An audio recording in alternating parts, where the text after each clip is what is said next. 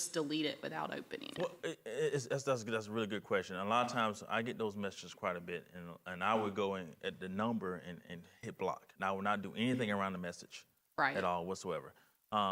It's interesting that you say that because some years ago I got a message, and it made it very personable. So they sent me a message to my personal phone, and it had my Instagram picture on it, and it said, "I know where your family is." Oh, wow. And I'm with the Mexican cartel, and I'm going to kill your family. I mean, and I took a picture of it and I sent it in so I can keep a record of it. And it's one of those scare tactics that want you to click the link and send them money. And of course, at that time, I did. It's funny because I call our IG office. Oops, sorry. You're fine. She's doing some stuff for the next one. Okay, I thought I did that. I called a local sheriff's department and an IG office. But the thing about it, those accounts are spoofed accounts. So you're never able to find them. And so the worst thing to do is respond. So if I respond back to them, now, oh, this is an active phone. So I'm sending more junk. Or that's like when you get a phone call, I don't know if you guys you get a phone call from somebody, hey, are you Carlos such and such? Well, yes, then they hang up. So now they recorded your voice. Now they got your other information, and you just acknowledge that it's okay to open up a credit card in my name. So those are the things. So a lot of times when they call me, I say, how can I help you? And what do you need? I never try to say yes. It's hard to do it sometimes. I never try to say yes. Yes. Okay. Right. Thank you. Anything else from around the table? One more question. Candace, go for it. No, it's going to cost you $10. I'm sure you will. We'll put it on James's tab. So I was waiting to see if someone else asked. So I was just wondering, with the rapidly changing environment with the cyber and AI and all that, do you anticipate an increase in like your staffing as far as with the new NNSA being the landlord and possibly more staff on that end? Is that going to impact your staffing? It's yes, it's going to impact my staff. I'm losing 3 people already. For us, the biggest problem has been is the increase in mandates. There's because of the attacks, the software, the technologies, as a result, the mandates have jumped on us so badly that we're trying to figure out how to use technology to reduce some of that cost. Mm-hmm. So that's why AI and some of those types of things is very important to us. On the federal side, it probably won't be an increase. On the contractor side, it will be an increase. Okay. AI is a different type of story where with the machine learning, just like with anything else, unfortunately, you write bad code, you'll have bad things happen. And as a result, you have a lot more holes in the code that you can exfiltrate data and that type of thing out. So the contractor side, it'll be a lot of retraining. So as new technology come out, new vulnerabilities, new types of just in general exploitation, you may have sysadmin now become cybersecurity professionals. You may have crypto analysts to come in. You may have it's more of the retraining the current employees to meet today's need. Gotcha. And I think that is the biggest problem. But that requires money. Mm-hmm. Now, of course, we will be getting because we leverage. We have a partnership with the Aiken County School Board to try to build up middle school and high school students into cybersecurity, and we partner with the universities to do the same thing. We have quite a few interns that comes in, and we hire a lot of those people. And on the SRNS side, they working for 20 hours a week, so it allows them to get acclimated to the environment because Savannah Riverside totally different than anywhere else. To be honest with you, in some cases, it's a hard transition to go from DOD to DOE because we color outside the lines. It's not very strict. We color outside the lines quite a bit. And so we need someone that's forward thinking, that thinks outside the box. So we have to get those bright minds. So it's for us, the biggest thing is retraining employees and then hopefully getting additional money from other organizations like Jim, folk over there to help us with some of these challenges. Because what we try to do on our side now is partner with the nuclear materials or GenFo because that's where the money is, but they have the most challenges. And that is the information they're trying to get out there, their system. Okay. Last question. Will your department have any involvement with the collaborative at USC Aiken? Yes. We will. We have been in partnership with them on the cyber design. The IT designs. All those systems has to come through my office on the EM side because the EM mission. And so we make sure that as Tony Polk and then the National Lab are doing those things, that it meeting the cybersecurity requirements very simple. Also, we partner with National Guard. So the Dream Center, that's going to be coming over there too. So we've had partnerships with them in the past. USC Aiken is one of our team players. So we, where we're trying to pull people from a cyber professional. So yes, we have a vested interest in that location. Yeah. John, close it out for us. John Thomas, CAB. Is there any other option besides blocking these spoofing calls that come in? Because I get them. I have a Massachusetts phone that whenever it's a 617 number, I know it's not real because I can't block them. They're not real. But I think the biggest thing to do is a lot of these vendors. The companies have spam filters. Unfortunately, the buying spam at a $2.99, $3.99, in some cases, is very effective. That's really the only way to stop them, is to have the filter in place that as it comes in, it identify that, and then you add it to a list. And then some of those companies that continue to call you, that do not call list, it's great, but I think you have to go back and let them know that, hey, still keep me on the database, on the system. Okay, but good. It's one of those things. It's hard to do. It's really hard. I get on my government devices all the time, and so it's funny. I keep looking at Mr. Budney. Mm-hmm. Mr. Budney picked on me too. But Mr. Budney sent out an invite to us, and I don't lie. I was scared to click on it, and I called him. I think I sent a message. I said, "Is this a phishing attack?" Because it was an invite. You just assumed I wouldn't be that generous? Is that what So I am paranoid a little bit about those types of things. So messages, an email, I get them all the time. And it's funny, it's just a simple thing is, hey, John. And my name is not John, it's Lee Warren. And so as you start communicating back, I got an active number, and they start asking questions. Now, I'm one of those crazy people, that's just me, that will dialogue with the person in order to try to figure out what they're trying to get. Mm. And so in the past, I've done this where it's been in WhatsApp on my personal device, camera, on WhatsApp. But what they're trying to do is get to my stock information. They want me to download an app. They want me to download Telegram. They want me to download this app. And they want to tell me, hey, you send me your Coinbase information. That's interesting. And so that's just me, though. I'm one of those people that I try to take it to the stream because I'm trying to understand where they're trying to get to. Any other questions? Thank you. Thank you. Thank y'all. Thanks a lot. All right, as our next presenter comes up. I was just going to say, as the next speaker's coming up, Mike and I were over here laughing through a lot of this because you get that phone call from Lewan, and when he says, "What are you doing?" He already knows what we're doing. And I was the one who recently went out of the country. And if you want to get terrified before you leave the United States, have a conversation with Lewan. You don't want to take anything with you when you go. It's like, I'll buy a burner phone when I get to Cancun. Sorry, that wasn't you, it was somebody else.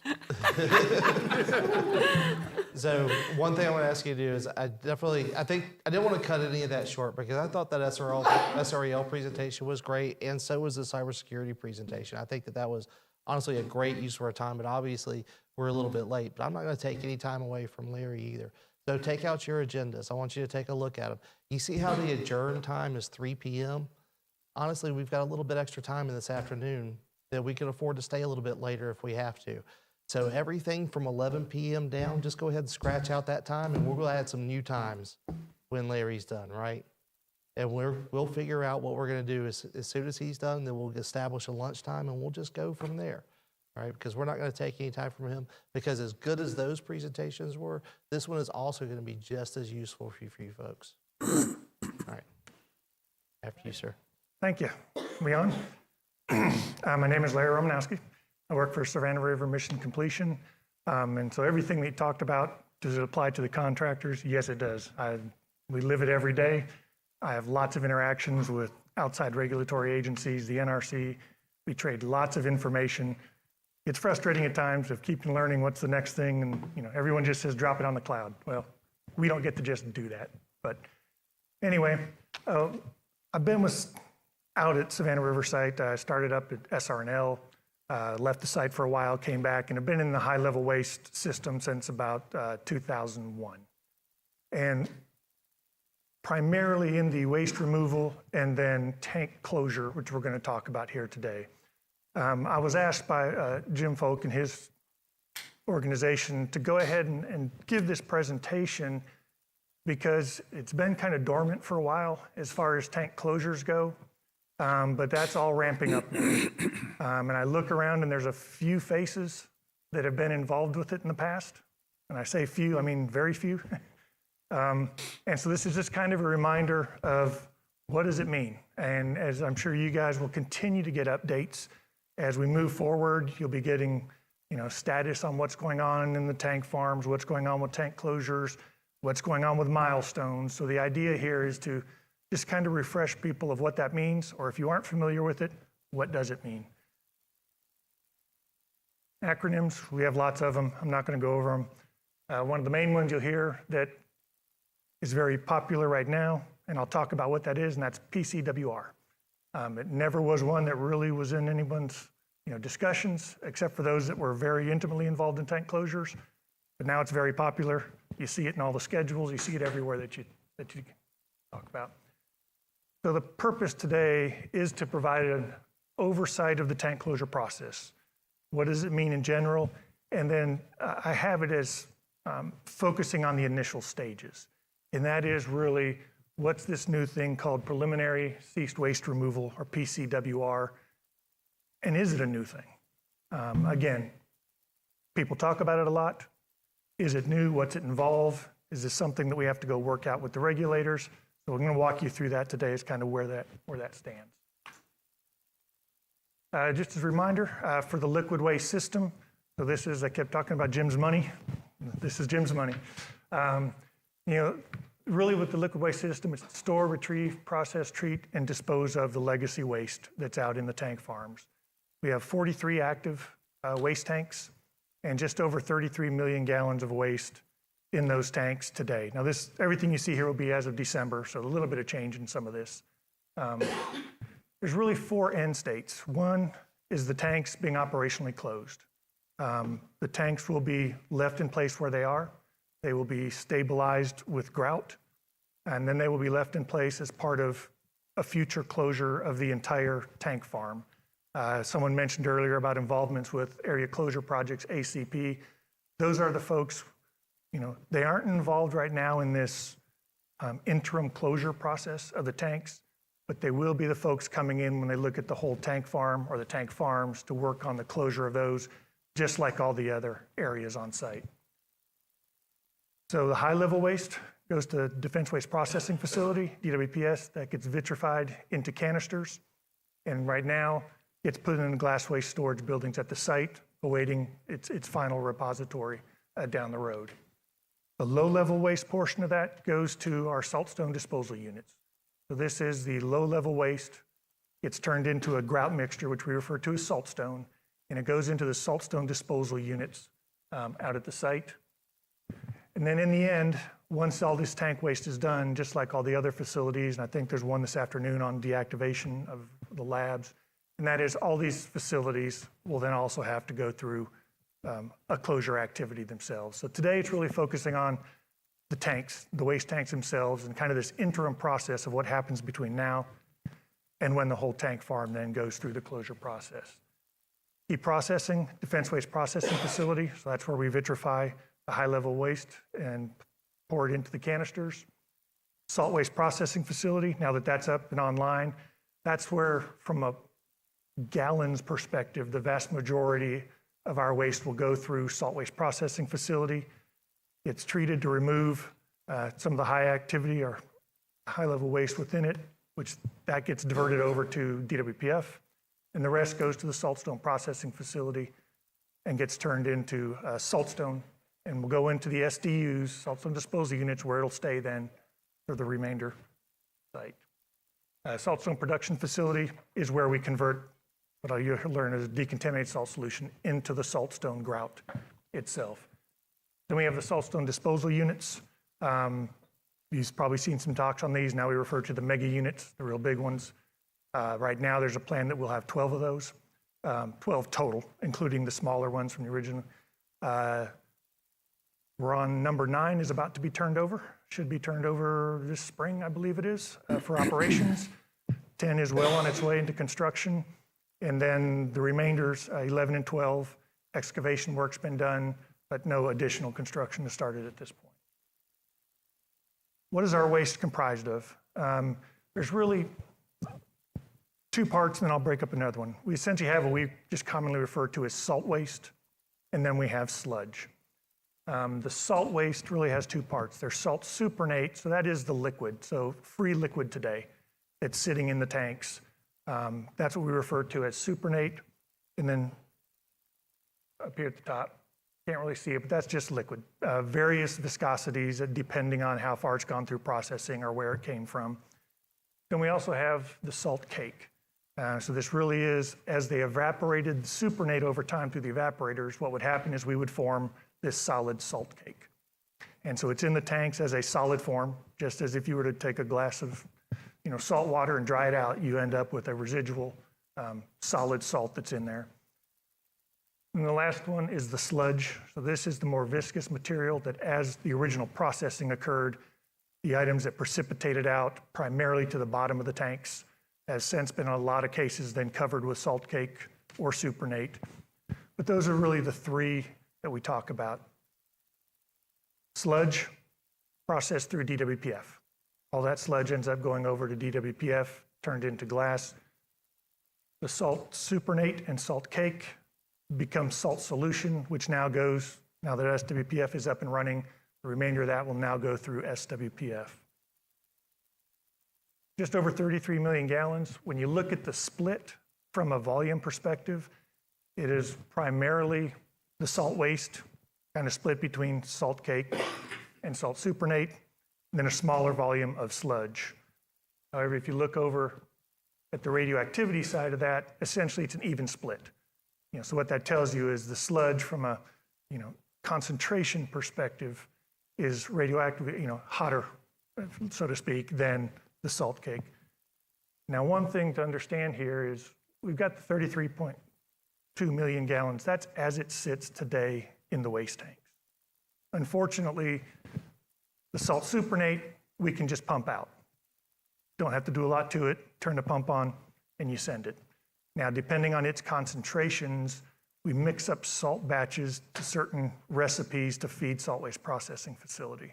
But depending on how concentrated that is, you can't just send it as is. You have to mix it with other materials then to make a salt batch. The salt cake, it formed because we evaporated off a whole bunch of water. Well, unfortunately, you've got to put all that water back into it to dissolve up the salt, to then be able to retrieve it, and treat it. Same with sludge. It's sitting there, but to mobilize that sludge and get it moving and get it up out of the tanks, we're adding a lot of water into this system. Just to give you an idea, we've got 30 million gallons worth still sitting there of salt waste. You'll hear numbers that will be going through salt waste processing facility, maybe 100 million gallons, somewhere in that neighborhood worth of salt solution having to be treated. So it takes a lot of extra, I know from salt, it's almost a 3-to-1 or 4-to-1 ratio. To get that salt cake volume out, you turn it into 3 or 4 times that amount of salt solution to then be able to treat it. Same with sludge. A lot of material has to go through just to get the sludge over to a sludge batch. Now that's additional waste that has to be dealt with within the tank farms. Quick overview of the system. Originally everything came down from the canyons, down into either F-tank farm or H-tank farm. That's where it's been sitting today, being stored. Some treatment happening, for a while now through DWPF.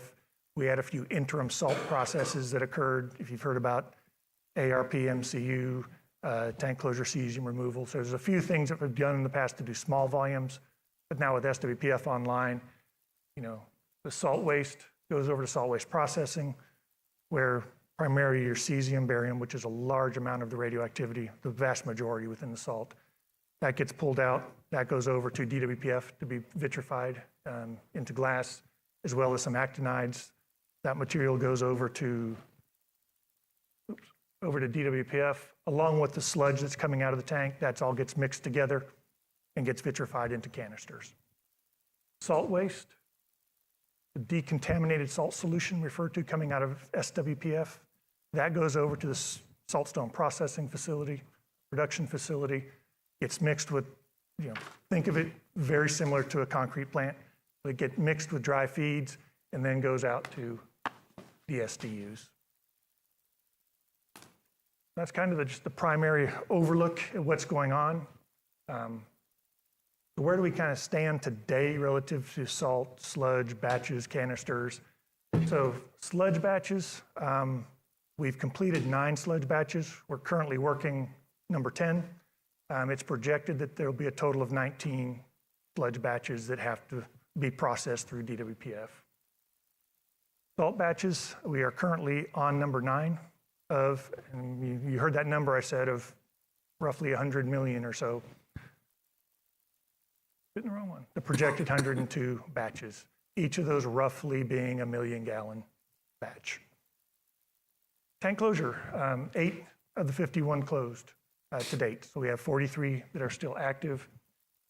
And from a DWPS perspective, we've done just over 4,400 of the just over 8,000 projected canisters. That's kind of where we stand today. Again, tank closures, 8 of 51 closed so far. Just a quick look at the tank farms. This applies, and everything that I talk about applies equally to F tank farm, H tank farm. They have some of their own separate documentation, but the process that I'll talk about applies equally to both of them. Just kind of a quick reminder, 4 different styles of tanks, types 1, 2, types 3 and 3A. Usually, it's really 2 slightly different tanks, but we refer to them as the newer style tanks, and the type 4. When I talk about milestones and a few of these other things, those are to the, what you hear referred to as either the old style tanks or the non-compliant tanks. That's the types 1, 2, and 4 tanks. And the reason that they're referred to as that is they do not have full secondary containment. The 1s and 2s do have an annulus, so you have your primary metal tank, you have an annular space, and then a concrete vault. They do not have full secondary containment, meaning the steel liners on the inside of that vault does not go all the way up to the ceiling. It goes up about 5 feet. Type 4 tanks do not have an annular space. And so there was 24 of them originally. The 8 that have been closed have all been of these older style tanks. And so when I refer to milestones, that's what we're referring to. And those are the ones kind of being the focus of tank closure. F tank farm, tanks 17 through 20 and 5 and 6 are the 6 that have been closed over there. H tank farm, 12 and 16 have been closed. Just as a side note, you see the waste tanks here. There's also a number of what we refer to as ancillary structures. You'll see them listed on there, diversion boxes, the evaporators, pump pits. These are systems that have helped us maintain, for lack of a better word, the storage of this material. They're either used in the transfer of material, they're used in evaporation of the material, but they have come in contact over time with the waste from the tank. A pump tank, for example, has a small tank inside of it, a larger concrete structure, but that tank has been used, to transfer high-level waste between different facilities. A certain list of those will go through this exact same process. I'm going to talk about tanks, but you can take that and apply it to ancillary structures. And it's a specific list. Eventually, these areas will go through closure. And there's a lot of other items out there that'll be closed, but they won't follow this process. They will follow through the state process or through the FFA, deactivation, decommissioning process that people are familiar with. So the tanks and this list of ancillary structures that's been agreed upon between Department of Energy, South Carolina Department of Health and Environmental Control, and Environmental Protection Agency, as you'll see in some of this documentation, that has been set as that's how these structures will be handled and closed in this interim state until we get to final area closure for the tank farms. Side note, we closed our first ancillary structures, really wrapped it up early last year. So diversion boxes 5 and 6 have been closed, grouted, and entombed. And so that was our first time to go through this with ancillary structures. And there'll be more of those to come, as we keep rolling. What do we kind of mean? This is looking at F tank farm. Again, same thing for H tank farm. We've got our tank farm today. There you see the list of what's been closed, and it's been a little while. 2016 was the last time that we closed a tank. And that means the last time that we finished. By finish, you'll see, the grout was poured in it, and it was full. And that was the operational closure. So 2016, it's been a little while. It was good to go through it with the diversion boxes because it kept the process kind of alive, or got us to go work through the process again between all the agencies. We have it today. Up here you see essentially a cleaned waste tank. Those are the cooling coils that you see. You're looking at the bottom of the tank. We then isolate it from the rest of the tank farm, and we stabilize it with tank closure grout. We refer to it just as grout in general. And then you'll see at the bottom there a tank being filled up with grout. You see the tops of the coils in that case. Then what's envisioned is once all these tanks are closed and the whole area goes through operational closure, that some kind of closure cap will go on it. Now, that's envisioned today. That's really a final decision that will be made in the future as far as exactly what that'll look like, exactly how it'll be designed.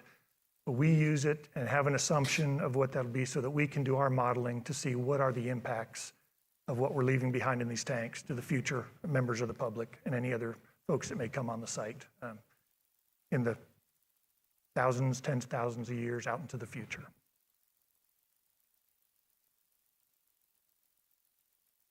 Now to kind of get back to what started this, that's kind of some background now. PCWR. So in 2022, DOE, EPA, and DHEC reached an agreement. And this agreement was dealing with milestones or federal facility FFA milestones you may have heard of in the past. They're captured in the FFA that all dealt with operational closure of the 24 non-compliant tanks, older style tanks. They had been suspended for a while, one as SRMC moved in and changing of contractors and what new plans would the new contractor have. So things had been suspended for a couple years, worked through all that. Well, the agencies got back together and worked through a new series of milestones. Along with that, this isn't meant to be part of this talk, but there's a list of common goals and values that got revisited. It had been a number of years since the original ones that were developed. And so they were revisited, kind of what's the priority, what's important today that may not have been important in the past. And then those help kind of set how we go after tanks. What are the important things to go after? And in addition was a new set of milestones. You'll see them a little bit later, but this has all been incorporated into the FFA. So all this information, you can go to the FFA, you can see it, the agreement's in there. But there's a new set of milestones dealing with this new thing to some folks called preliminary ceased waste. And so there's a list of the remaining 16 tanks and in what year, how many tanks will achieve PCWR. In other words, what's DOE's milestone to have to reach this PCWR state. And then the second column is when does the tanks have to reach operational closure, meaning grouted and done. There was a few other things. As I mentioned, there's a couple milestones relative to FDB 5 and 6. Those have been completed. So this is the new series and kind of why this term PCWR has suddenly kind of risen up and is now being talked about by lots of people. And what you'll see here is, as I walk through the steps, is it was always part of the process. It's just been kind of a shift. And so it's nothing new to those of us involved, but again, it is a big step in the process and one that's a little bit further down the risk reduction, a little bit closer to the tank being done. So this is our tank closure process. I say previous, I'll show you what it's changed to. But essentially what we start with is removal of the bulk waste. So over the years, we may only pull out small amounts of waste from a tank because we needed that for a sludge batch or we needed it for a salt batch. We weren't really going after closing that tank at that time. So over time, we removed the bulk of the waste from the tank. Now, there's a number of tanks today that have been storing waste for a long time, our tanks 1, 2, and 3, some of the old style.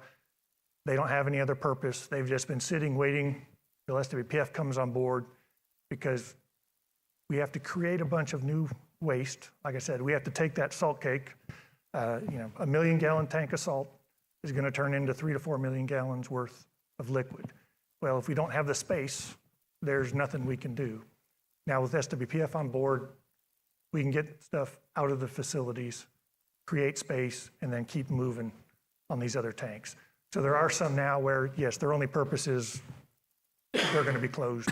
And so we're starting to work on those tanks and able to now start to generate some space to make that happen. So that's bulk waste removal. There used to be an FFA milestone for BWRE complete, bulk waste removal efforts complete. So this was one that was put in back, I want to say early 2000s, somewhere in that range. This milestone was put in there as kind of a step to show is DOE making progress. A lot of the operational closures at that time were pretty far out in the future. Well, how do we know that there's progress being made, at least towards that? So there's this BWRE complete step, and essentially it didn't have a defined volume. It's essentially that the bulk of the waste has been removed, and that we could reuse those tanks with the permission of EPA and DHEC. DOE could reuse those tanks, and we did reuse a number of them to temporarily store liquid. So we had moved it down to where the heels, so the solids remaining, the bulk had been removed, but the idea was we can't go put a bunch of solids back in those tanks. But we could reuse the tanks, and honestly, most of them got reused at some point to store something. So from a risk reduction perspective, yes, we got the solids out, or to some level, still had to go to heel removal, but then we would go temporarily park other Supernate, other types of solutions in it. Once BWRE was complete, then we moved into the heel removal, the final cleaning. This is where we go after those final residual solids that are in the tank, get them down to the maximum extent, practical as far as removal goes. And then also if any of the secondary containment needs cleaning. So these tanks have an annuli. Some of them have had salt waste that's leaked out into the annulus. So we will go after cleaning that up as well. So that's not all the tanks, but that's kind of that final cleaning process. Then, and it's always been part of this process, preliminary ceased waste removal agreement. So this is where the department believes that they are done. They are done with waste removal. It's time to go operationally close this tank, which takes a lot of work. But at this point, we haven't gone through our full-blown sampling and analysis of the residual heels. We have process knowledge. We may have some limited samples, but we haven't done what's a long and extensive sampling and analysis process to determine what the real inventory is of the residuals that will be left behind in that tank, so that we can then figure out what does that mean to a future member of the public? What does that mean, as far as a risk perspective is? So it's preliminary ceased waste, because what happens is we take what knowledge we do have and we go provide a presentation, I'll talk about this a little bit, to the state and EPA, and essentially getting all three agencies to reach agreement that, assuming we don't go learn something as part of the final sampling and analysis process, yes, we believe that waste removal is complete. There's not some other reason or something else, they don't believe DOE has done enough or that they won't meet performance objectives. So we're pretty confident that unless we're really surprised with what we learn in final sampling and analysis, that we will meet all of the performance objectives we need to. And this step was put in because when we launch into, I'll show you on some of the other, into the sampling and analysis phase, that is a long-term thing, and it's a lot of effort and a lot of money. So the idea was we don't want to go spend, I'll make rough numbers, 3 months putting robots in the tank, going and finding all these samples. We pull all those, we send them up to SRNL. You've got 6-9 months worth of analysis, a couple $1 million sunk into it, only to find out, that someone or one of the agencies goes, well, you'd asked us earlier, we would have said that you're not done. So that was what this step, again, it's preliminary. It's not a final decision, but it's just kind of that understanding that before we move into this next phase, which is a lot of paperwork, it's public involvement, you know, is everyone kind of on the same page here that we believe, you know, we are complete with the waste removal pending what we learn. Then we go into the residual sampling analysis. As you'll see, that involves not only analysis, but that then we take those final numbers, the real numbers, we go plug them back into our models. We go compare them to everything. We go verify that, yes, indeed, we meet all the requirements that we need to, whether it's the state, EPA, DOE, FFA, you know, all that gets documented in paperwork, ends up being a public process as part of it. And so that stage really has a whole lot in it that leads us up to the final approval between the agencies that, yes, now it really is this final ceased waste removal decision, meaning, yes, you now have the real numbers, everything's still being met, all the performance objectives are still being met. Yay, verily, DOE, you can move forward with, you know, essentially what is an irreversible process, which is isolating and filling the tank with grout. And so that's that final waste, you know, so still not at the next milestone.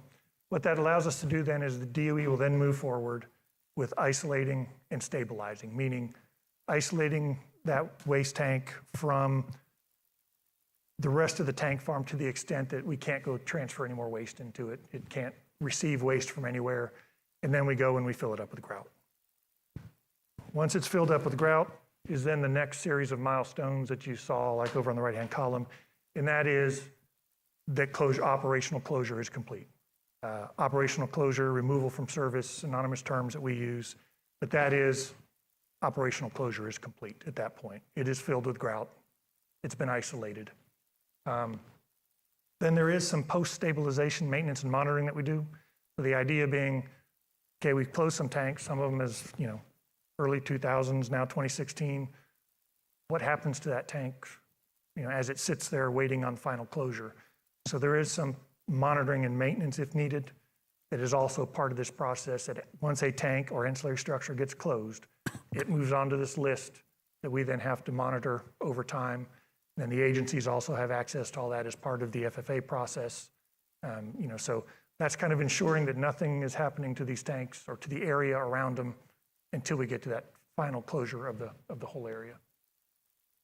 What's changed? All the same steps. Same milestone at the end. The only thing you'll see missing is the BWRE complete decision. Those milestones were dropped, and in their place was the milestones moved down to the preliminary ceased waste decision. So this is, for lack of a better word, a much stronger, you know, point along the way to true risk reduction. DOE has no intent to reuse a tank. If we've gone through all this effort to get a tank all the way down to we believe it's done, you know, there would have to be some very emergent reason that DOE would ever go back, you know, and undo, so to speak, all that work that had happened. So at this point, DOE could ask for permission. It is required again that EPA and DHEC would have to agree with that. But again, there is no intention. If you look in the system plans or other place, you don't ever see, hey, you know, we're going to go reuse this tank again later to store something. Once it hits PCWR, we wait to go close it. So that's really the only change in this process. So it's a step that's always been there. It's been short of 17 and 20, which were closed way ahead of this process, this new process. All the others have gone through this. They've all had this preliminary ceased waste decision as part of it. It's an eye test, not meant to read the whole thing. If anyone is curious or wants to, I've got a big one over here. I can catch you after the fact. But this is just kind of show you all the different documentations and decisions that we call it our regulatory roadmap that go into getting to a tank closure. You've got 3 columns there. One is area specific. So as we looked at F tank farm and H tank farmers, these are all the documents and decisions that were done that essentially set what has to be done for each tank. You know, then you've got the middle, which is as each tank individually goes through, or sometimes we may do it as a group of tanks. What are all the documents and decisions that have to be done at that point? Those are all demonstrating that everything over there on your left-hand column has been completed. Far right column then is once we've stabilized it, what happens to the tank after it gets grouted. The other thing you'll see here are what we refer to as the swim lanes. So your rows across there. These are all the different regulatory programs that we've had to integrate to make sure we're meeting all of those various requirements. You've got NEPA across the top. There was an EIS done that essentially the record of decision was to clean the tanks and fill them with grout. So that was done quite a while ago, and that's where we are today, working down that way. Next is the National Defense Authorization Act of 2005. So this is where DOE, the Secretary of Energy, through the NDAA, now had a legal way that in consultation with the NRC could make a determination if certain criteria are met, that the material could be managed as other than high-level waste. So this is what allowed us in Saltstone to put the material in Saltstone as low-level waste and to operationally close these tanks. This has introduced the Nuclear Regulatory Commission. Under that legislation, making those first determinations was in consultation with the NRC, and now they have a permanent monitoring role to monitor DOE's disposal actions. So they are here and have been since 2005 or 6 in Saltstone. We have these waste determinations, one for F Tank Farm, one for H Tank Farm, and separately there is one for Saltstone. But the NRC is now out here. We interact with them all the time, site visits, providing they read through our documents, they run their own tests, they run their own research, and essentially they're looking at all these disposal actions that take place. Middle one is the DOE orders. DOE Order 435, what are all the requirements and all the paperwork and all the decisions that we have to make for the DOE order? Then you get down to kind of the state-related Industrial Wastewater Permit, Pollution Control Act. What are all the requirements, along DHEC's authority that we have to ensure that we're meeting as we go through this process? Finally, at the bottom is how does all this integrate into the Federal Facility Agreement? How are we meeting all the FFA requirements? And what you see here is just how all these different documents, how all the different information, how we stop at different steps along the way, how all this gets worked. And all of this was worked out between really the three agencies, DOE, EPA, and DHEC, of what's this process even look like? How do we develop all this? How does it all work? And so that was early on, just working through all these steps.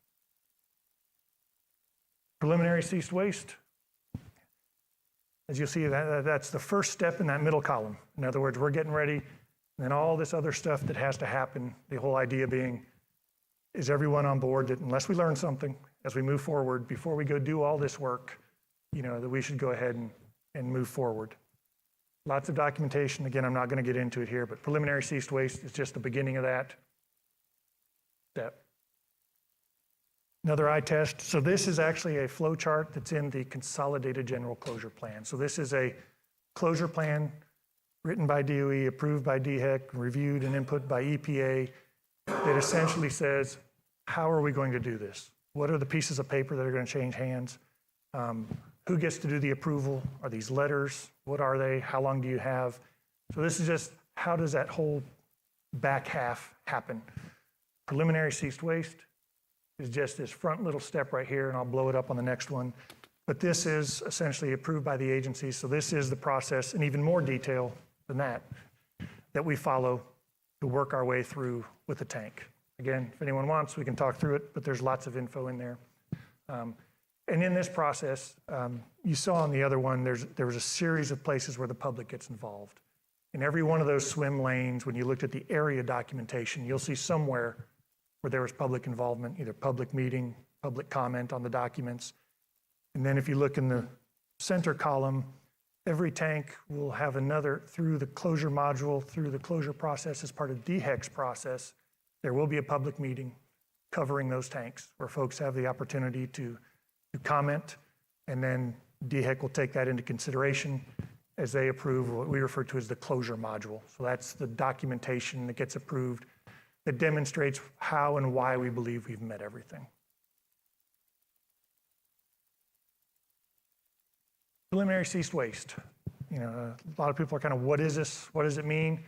So essentially, it's the three agencies all agree that, again, I always say this in case we learn something, believe that we've, cleaned the waste to the extent practicable, and that we can move forward into sampling analysis. Mechanically, how does this happen? Essentially what happens is DOE puts together a presentation. It's an extensive one. The history of the tank, what's been done with it as far as cleaning goes, why do we believe that we will meet all the different performance objectives, and I'll touch on those in a second. Why do we believe that this will be safe for all future hypothetical members of the public, or folks that, however many years from now move on to the site. All that is done as a presentation, with the 3 agencies. If there's any additional information, changes, discussions that we have, we may then come back, modify that presentation, add in the new information or new discussions, we kind of work through that. And then what'll happen is DOE will send a letter over seeking concurrence from the other 2 agencies to enter the sampling and analysis phase. At that point then, when those that's formal letter exchange between the agencies to reach that point. So that is where the preliminary ceased waste milestone takes place. But people have asked, just what is that? How does that happen? So mechanically, it is this presentation. There are a few other things in the presentation that we also cover. And again, this is all captured in that consolidated general closure plan that the 3 agencies have decided this is how it's going to happen. How we're going to do residual characterization, we have some options, so we will talk about how we intend to do that. How we're going to isolate, we have the ability to just isolate early on, the ability to transfer in and out of a tank, but maybe keep some of the utilities because they'll be handy during the closure process, maybe to have ventilation, to have water, to have electrical. We can do that as full isolation up front or partial, but in the bottom line, it all has to be isolated and stabilized before we move forward. There's also some items on how we're going to go about the closure module. There's a couple different approaches of whether we split it into 2, whether we keep it as 1. Again, those are just, the main one is the ceased waste removal. A few are the kind of the mechanics of how we intend to move forward. Folks agreeing on that, and then we launch into that whole center area of going and sampling, analyzing, writing all the documentation, rerunning our models, and demonstrating then in a much more quantitative form and in documentation how we meet. In this case, it's really talking about how we meet the state's requirements, but in reality is we're doing the same thing in the background to make sure the DOE orders, the NDA criterion, that all those, that we're confident that we'll be able to meet those as well.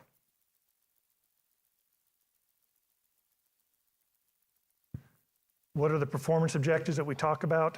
When we do the ceased waste, again, it's primarily aimed at state requirements. So you've got drinking water regulations for both RAD and non-RAD. So this really is what we focus on. I know some people are familiar with safety basis, which is more focused on safety today, issues today.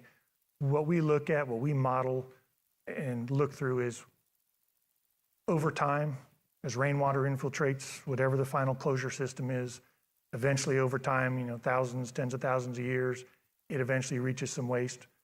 That then picks up some of the material that may be at the bottom of those tanks, moves into the groundwater system. People live here, people move in on the site, they build their home, all the different ways that they may then use groundwater, grow their vegetables, eat the vegetables. Cows eat the vegetables, they eat the cows. I mean, all that stuff gets factored into. There really is, from a groundwater perspective, what's the impact of what we're going to leave behind in that tank. So in addition to that portion of it, I'll just call it a go, no-go. We have to meet the performance objectives. It's not if we're close, we've got to meet the performance objectives.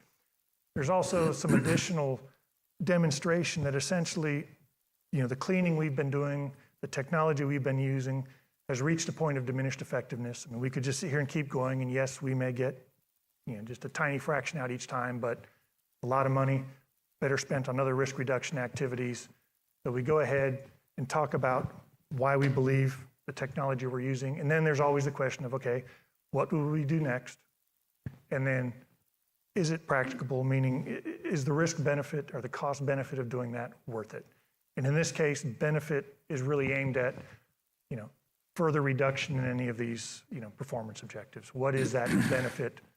What would it take to do it? And how does that stack up against potentially other risk reduction activities that need to take place? that's PCWR, where it stands, kind of in the process in general. Again, you can speak forever on it.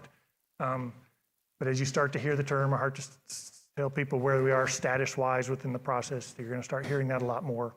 And so kind of where are the tanks at today? As far as the 16 remaining, of the 24 old style, we had 8 that are closed. 3 are actively going on waste removal. So tanks 9, 10, and 15 are well on their way into waste removal and active waste removal. You've got 5 of them with ongoing field activities. As someone who's been in the tank farm for a long time, there is more action and construction people all over the place. Where you used to see one tank getting worked on, this is just the old style tanks. A lot of the newer style tanks, which I don't talk about here, also have activities going on with them as well. Another one with design, and then there's a series of them that right now are being used to help other things that are going on. For example, tank 11, the only way that we can get out of that area of the tank farm is to go into tank 11. So as we remove waste from tank 10, it goes to tank 11 and then can be sent off elsewhere. Tank 9 will go through tank 11. Once those 2 are done, then we close tank 11. Similar on a few other places where they have purposes right now. But essentially, all of these older style tanks are either actively in waste removal, well under their way of field work. The design is definitely started on tank number 1 now. And then these others, as we wrap up their current purpose, they will move right into the same stage. I think that's all I've got. If there's any questions on just the process in general, or if anyone wants, you can grab me anytime and get more detail. We'll start with John over here. All right. John Thomas, Cab. You had said to get to the salt cake, it's a process of evaporation, but then you add water back in. It wasn't the evaporation water? So over time, we talk about having 33 million gallons in the tank farm today. I forget the number, but we've probably, over the life, I want to say it's like 150 million gallons of waste had been sent into the tank farm. It all came as liquid. So over the years, they evaporated that liquid and formed this salt cake that we have today. But to get that salt cake back out, we have to now go put water in, dissolve that salt cake back up, to be able to transfer it out of there. Oh. So over all the years, that they've been evaporating, they would drop into a certain tank, say from an evaporator. Once that tank filled with salt cake, they turn to the next tank. And so some of these tanks, 1, 2, 3, they've been sitting there with salt cake in them for decades. So the only way to get it out is we have to go put water in it. So was the evaporation on purpose? Yes. The evaporation was to reduce the volume. You either go build more tanks or you evaporate the waste that's in there as a pure volume reduction so that you could continue to receive stuff from the canyons over the years. So you're not putting as much water back in as had already essentially evaporated? Have to reverse the process now to get it out of there. Okay. And a lot of these tanks that are very full, it's really hard to get started working in a very small, vapor space area to get the process moving. Okay. And then how do you select which tanks are next? There's, in the system planning world, there's kind of a priority set, and that's part of, if you go read those common goals and values, there was also some stuff in there about, what priority tanks go after various reasons. There's a couple tanks that are submerged in the water table, and so those are a priority. When we talk about 9, 10, and 11, those are at the top of the list because those are some of those tanks. Or the other part that starts to factor in is where are they located? How can we get out of them? What kind of infrastructure did they already have on them? And then mixed on top of all of that is, as the folks are trying to build recipes for sludge batches and salt batches, there's windows of chemicals, rads, all these various things that they have to hit. So they selectively are looking at tanks, maybe there's a tank that's very high in cesium. Well, they want to blend that with one that's lower to get something in the range that they can process at SWPF.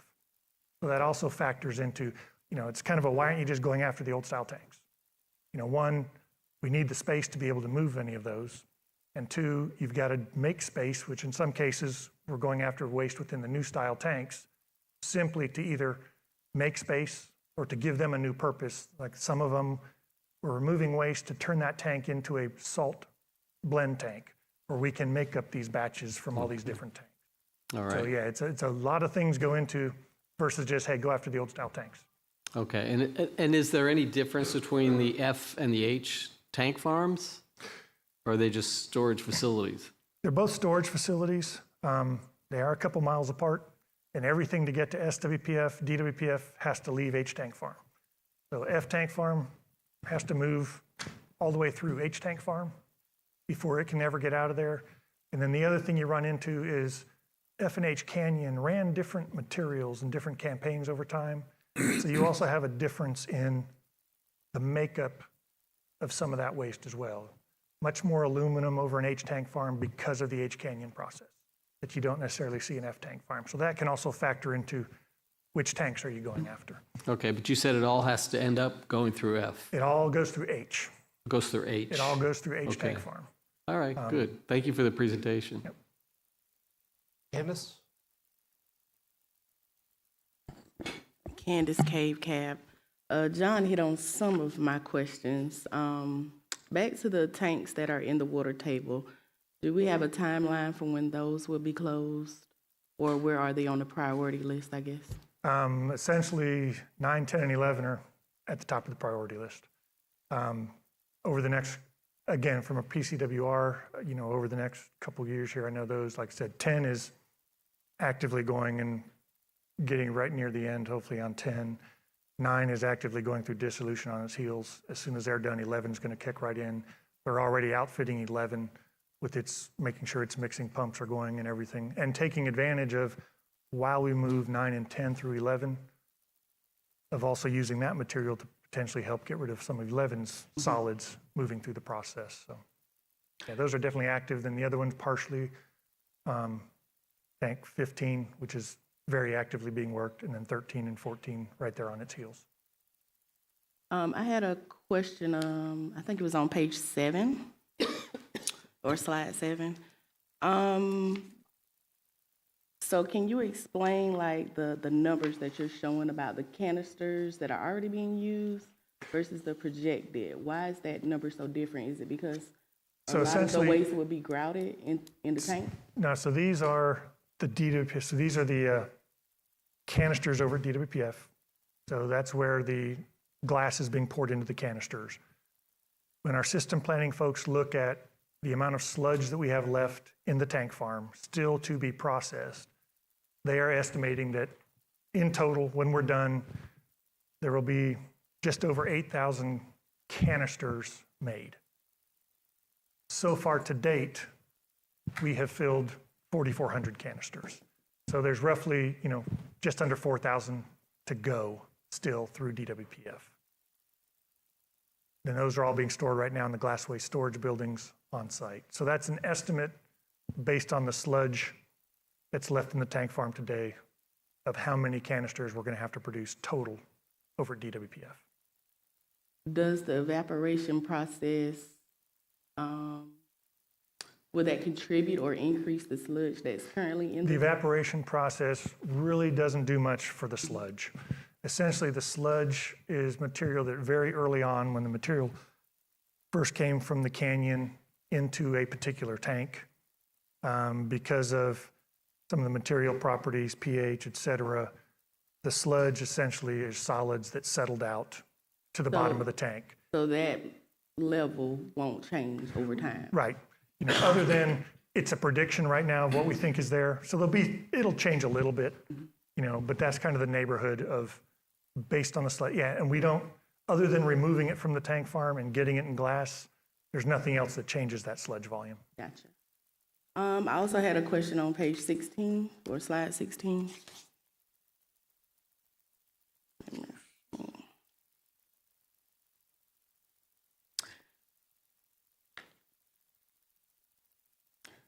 So, well, that might not be the slide I'm on. I guess I should have put my glasses on. Let's go to slide 11. 11? Yes. Okay. So what happens to the tank at the end of the process? now that it's closed and that the area around it, so are you monitoring it over time? And who does the monitoring? Is that something that the lab will help with? I know the regulators. Okay, so I know you can't really read it, but essentially that whole post-stabilization we're talking about, that's where it's stabilized. It's all this. So on that bottom, as part of the FFA, there was there will be a final record of decision of what happens to the whole F tank farm and H tank farm. There was an interim record of decision, which was, so what happens to the tanks once you close them while we're waiting for that? And so it went through the public process, and essentially, the record of decision came back that what we will do is it's actually the contractor that does it now. We will monitor that tank. So what happens is every year, once a year, we go out, physically walk down, take pictures of, you can't see the bottom of the tank, obviously, but, the exposed portions, risers that have been grouted. We go walk down the tank, take pictures, capture all that in a work package that then is available to the state and the EPA. And then every 5 years, they do what's called a remedy review, where they come out, they can take all those work packages. They do it across the whole site. They'll look through any questions they may have, anything else they want to see. But the idea here is that it's just not a forgotten area. Vegetation isn't overrunning it. It's not a place where the stormwater drains have failed and it's just gathering. So this was the idea of, hey, how do we know you're not just, you put it out to pasture over there and no one's even walking by it anymore. How do you know there's not something going on that may be compromising it? And so we also look at it then, the decision was annual maintenance and monitoring. The maintenance is if required. If we see something that may need attention, we would go ahead, is there something we can do to help that? Do we see a coating that's starting to come off and we want to go ahead and reapply it, and just to get it to that point of the final closure. So every tank now on this back end, so that was a decision in those area documents that, boom, that's what we're going to do. There's this explanation of significant difference that for every tank now, once it's get done, we revisit that decision and say, does it apply to this tank as well? And if the conclusion is yes, it does, it now goes on the list of tanks that get the annual inspection. And so that list will just keep growing over time. And again, then every 5 years, those can all be gathered up, or anytime they want to, the regulators can come, look at what we've done, look through our pictures, go do a walk down, whatever is needed. There's also some permit action that takes place. We remove it from the wastewater permit, put down into the hazardous waste permit that is the remedy, so to speak, for that tank. So it also then handles it in permit space as well. Gotcha. All right, my last question was about the preliminary cease waste removal. So I just needed some clarification. So this is it to meet an FFA milestone? Yeah. Yes. So a little better here. So in that 2022 high-level waste milestone agreement, in there is this table. And so this table is the new dates that have been agreed upon between the agencies of that's your year, and it's not by the tank number. So it doesn't say tank 10, tank 11, tank 12. It's by number of tanks. And so as we go through the tanks, some folks have asked, which one's going when? There's some predictions in the system plan, but if things change, it may get shifted and say, well, no, this is going to be the tank for 2024. We ran into some issues on that one.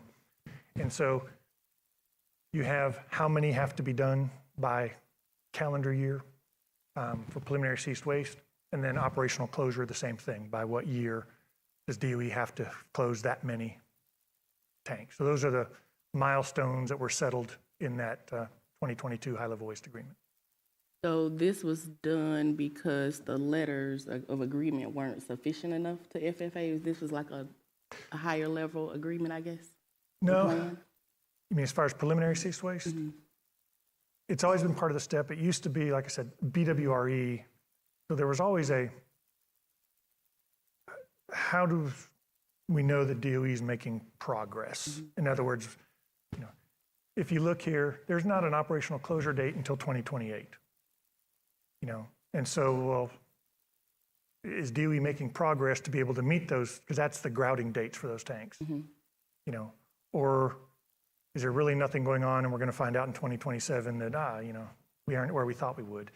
So this preliminary ceased waste comes earlier, but it's showing, from a risk reduction perspective, DOE is actively getting the waste out of the tank, treating it through SWPF, DWPF, and making progress towards that end goal, of operational closure of the whole facility. Okay. It was like a double check, I guess. It's are you Earlier in making the progress, process. and are you removing the risk, meaning most of the waste is out of that tank, you've got some residuals, but the delta between going after a full tank versus waiting to grout, the small amount, it really is making sure that that's where the focus is going. Thank you. Yeah. And Charles, close it out for us. Charles Hilton, Cab. I'm really confused. I considered a tank closed when you've cleaned it out, got everything empty, stripped all the piping that can be. I understand you've got stuff down in it you can't get rid of. And then you grouted the tank up, and that's considered closed. Yes. All right. We've got 8 closed tanks now. According to what I understand of this schedule right here, we're going to have 16 more closed by 2037, which is the high-risk tanks. That's 24 tanks. That leaves me 27 tanks that are not going to be closed by the 2037 date, which is what this whole program's about. So the milestones that were set are only set for the non-compliant tank. The individual tank milestones here, those all came from a dispute in the FFA back when 18 and 19 were being closed. Separate from this, if you go in the FFA, you will see dates for operable unit closure for F tank farm and H tank farm as well. And if you go look at the 2022 high-level waste agreement, one of those common goals and values was that the compliant tanks would also be closed at this time. So the only reason I talked about it here from a milestone perspective is milestones were only made for the non-compliant tank. So all the other tanks are being worked, will be worked, will go through the same process. They just don't have individual milestones within the FFA. There's area milestones which will drive them to be done by certain dates. I understand that, but I know within DOE/contractors, there is a projected date of closure for all 51 of these things. What is that date? It's not 2037 from what I'm hearing. It is 2037.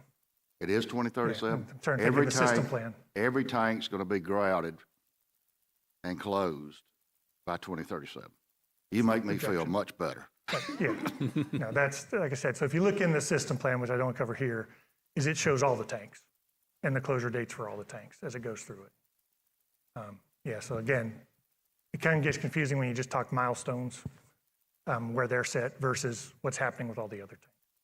They will all go through the same process as well. They just don't have individual FFA milestones associated with them.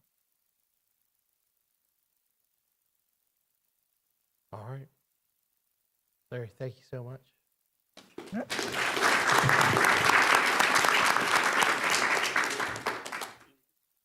All right, folks, it's close enough to 12:30. Let's call it that. We'll back everything back an hour. So instead of being back at 1, you're going to be back at 2. Okay, 2 o'clock, and then we'll get going.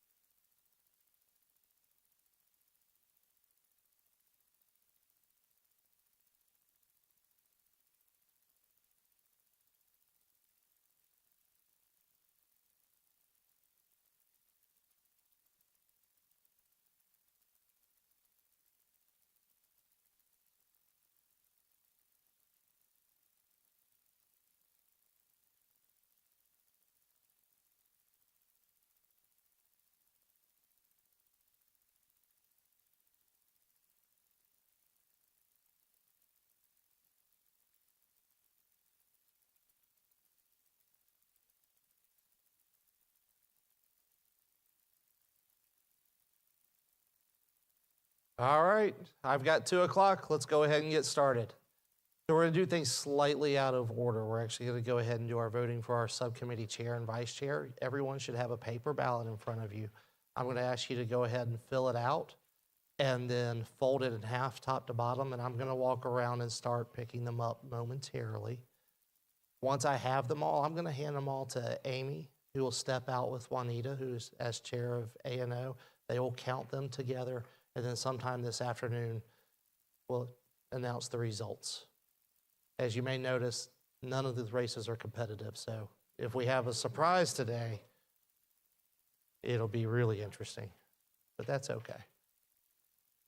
So let me come around and I'll start picking them up. Thank you.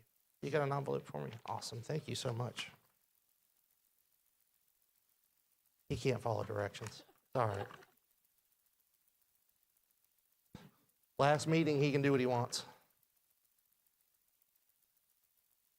All right. Did you already get yours in? Oh, okay, thank you. All right.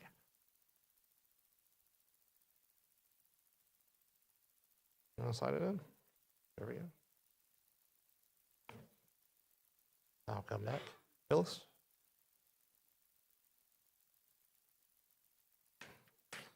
All right. All righty. Give them to Amy. And Juanita, if you'll step out, and you'll be good to go. All right.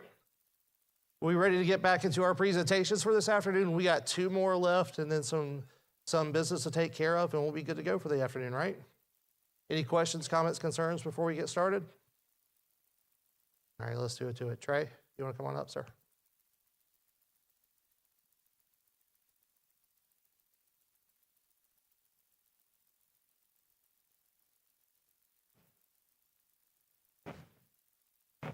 Good afternoon.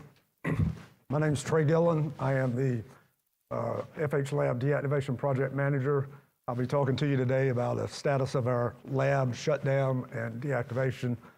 I do want to introduce as well our project engineer, Jack Musil. He's in the back.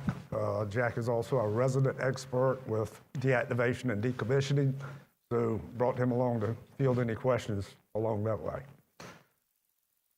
Okay, FH Laboratory. The purpose of FH Lab, it was initially built in the early 50s to support chemical separations in F&H areas, F&H Canyon, B-lines, and the tank farms as well. As time went on, the lab expanded, and you can see several things we supported outside of SRS, actually across the complex. We did some heavy water analysis for the International Atomic Energy Agency. We did asbestos analysis. That was complex-wide for D&D activities. That was actually radiological asbestos samples that we were analyzing. Plutonium metal with Los Alamos. And we also performed testing for IAEA and LANL using the TIMS unit, thermal ionization mass spectrometry, and inductively coupled plasma mass spectrometry, also known as ICP-MS. Give you a little background on buildings. We have 772 Foxtrot, which was the original lab building. It was built in the early 50s, placed into service in the mid-50s, and it's your typical Savannah River site, blast-resistant concrete structure. A second lab was added, 772-1 Foxtrot. That was placed in service around 1987. It is a 1-story building that has supply units on the second floor. We'll go back to 772 Foxtrot. That's a 2-story building. We have a basement below grade, which is known as a service floor. That's where all of the lab services came in: water, steam, compressed air, compressed gases, ventilation systems, and you'll see a little bit of that in the diagram later. Around 1989, we had a ventilation upset in 772 Foxtrot, which rendered our main exhaust ventilation inoperable. At that time, 772-4 Foxtrot was built and added as a ventilation building. These 3 buildings are radiological and nuclear buildings. We have a fourth building, which is the chiller building and cooling tower, and that simply supplies chilled water for our HVAC units for conditioned air. There are other ancillary structures, and there are 3 standby diesel generators for the nuclear facilities. The chiller plant does not have anything. This is a timeline of layup and deactivation. I will preface FY18 that in the 16-17 timeframe, we realized that with sample reduction going down, the price of samples were going up, and it really became cost prohibitive to continue to analyze samples in FH Lab. So FY28, we initiated a project to take all of the sample analysis capabilities from FH Lab, move it up to 700 area to the Savannah River National Lab and the B area labs. When we did this, when we started that, with the sample load going down, we had a lot of empty rooms and empty labs. So we knew we were headed to deactivation, but we couldn't start deactivation at that time. So we were still housed in the building, still running some samples. So we entered a layup mode where these empty rooms that we weren't using, we began removing transient combustibles, removing chemicals, removing the hazardous materials, non-hazardous and radiological hazards were being removed. Moving to February 2021, we completed the transition from FH Lab to SRNL. Analytical operations ceased at that time, and that moved us towards deactivation. In September 2021, the deactivation safe shutdown and deactivation project plan was approved. That plan basically prepares these buildings for long-term safe storage, both non-rad hazards, and it stabilizes the radiological hazards as well. October 2021, the department authorized deactivation to begin. We initiated deactivation for buildings 772F and 772-1F per the deactivation project plan. Spent a little time talking about this. When we created this plan, we took the buildings and divided them into deactivation zones. So the deactivation zones were kind of strategically planned. There are a total of 36 zones for these 2 buildings.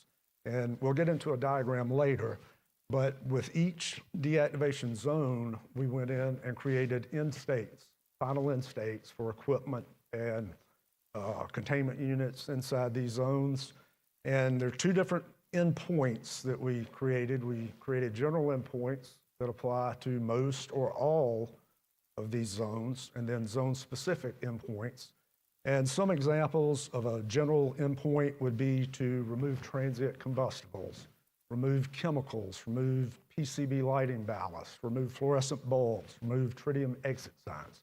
That's general and kind of applies to all zones, or at least most.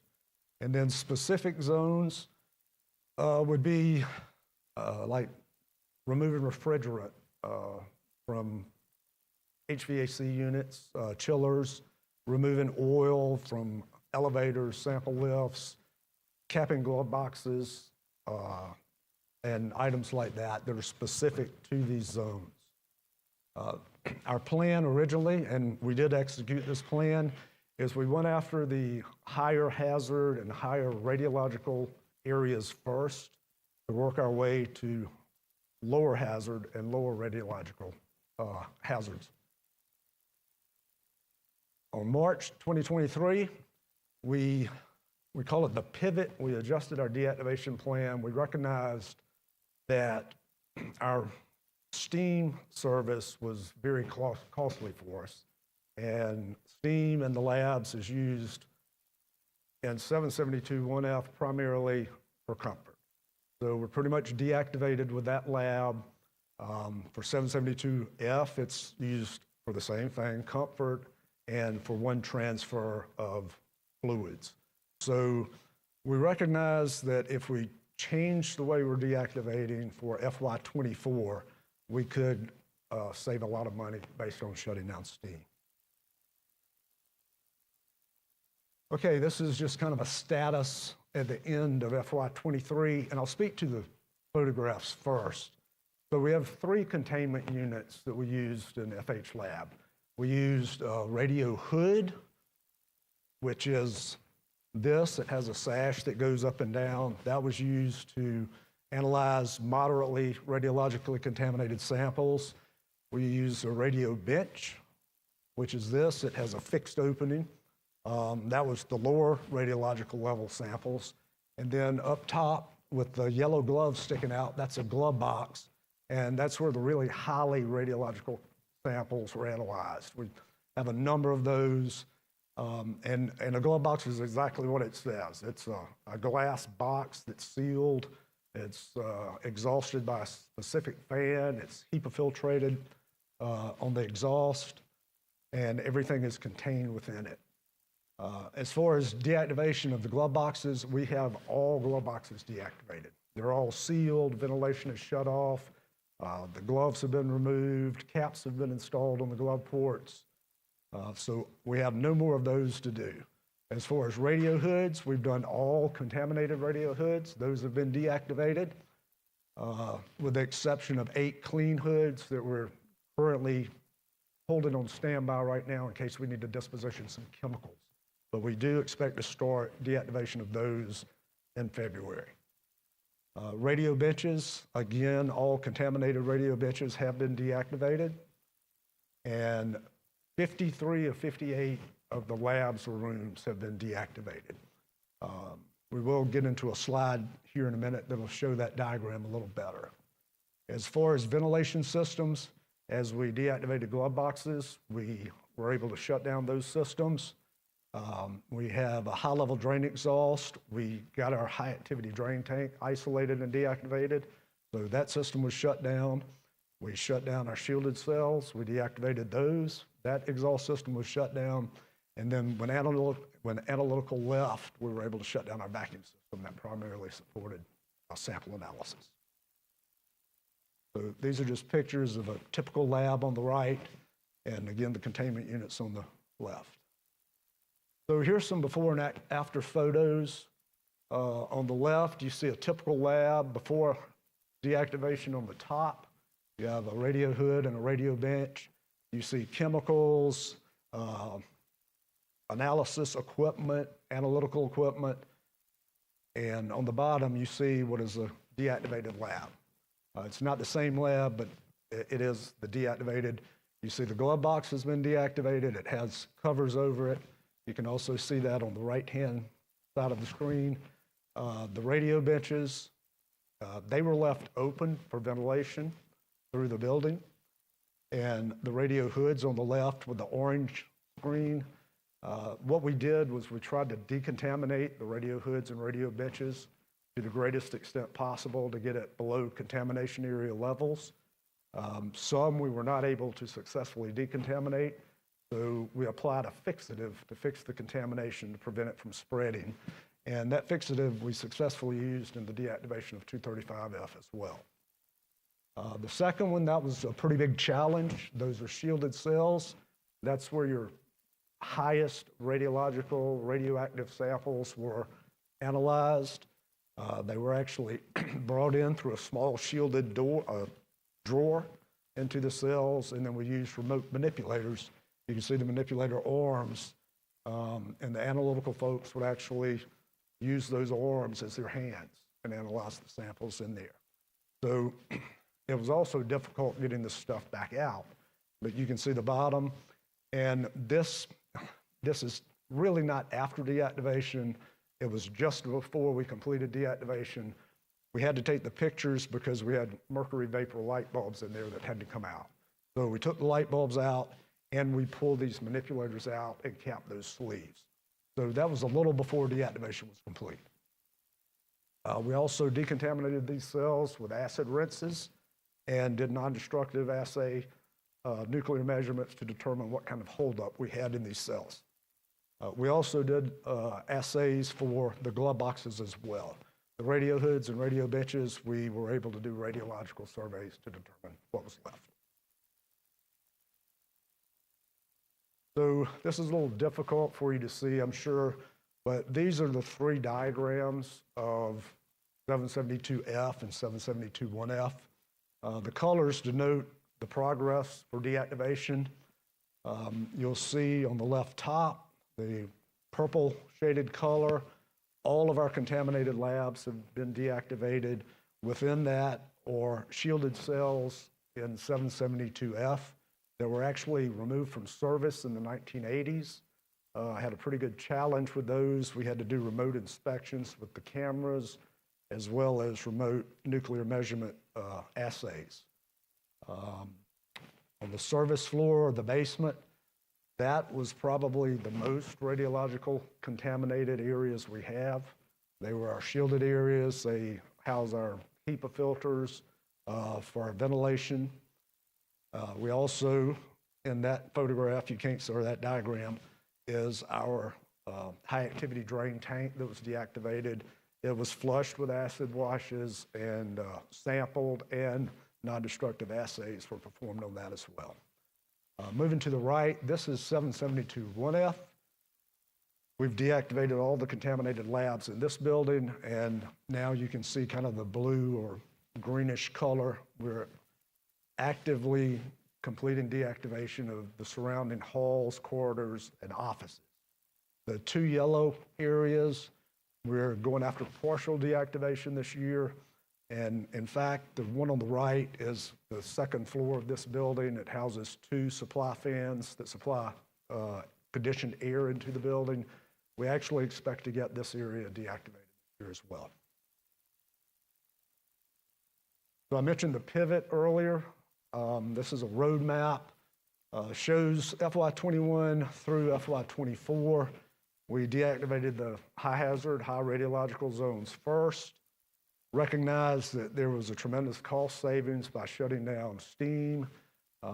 We have no personnel housed in 772-1F, which is the first building we're going after. So we're going to go ahead and shut down steam to that. Prior to shutting down steam, we also have water services, fire water, chill water, and just routine domestic water we use for restrooms and analytical processing. So the steam is used for freeze protection to keep the pipes inside the building from freezing. So we have to shut all of those down first, and we're going through the process of getting approvals to do all that right now. Again, a $3 to $4 million annual utility savings once we get the steam water services shut down. Once we get that done, you'll see the core coming around the curve. We'll go back to our deactivation by zone, and we really only have 3 high hazard, high radiologically complex zones left to do once we get back to that. Remaining scope, we plan to complete between fiscal year 24 and fiscal year 27. Mentioned building 772-1F, we're deactivating our radiological buffer areas and offices. We're isolating the steam and the water. That's our pivot to unconditioned air. We do plan to shut down supply units to this building, so there will be no supply air. There will be 1 main exhaust still pulling a vacuum on the building for the time being. Eventually, we will shut that down as well. We still have diesel generator and fuel tank and electrical switchgear, as well as exhaust fan and HEPA filter room and stack. And all buildings will have to complete electrical and mechanical isolations. That will be the last thing we do, the air gaps outside of the building.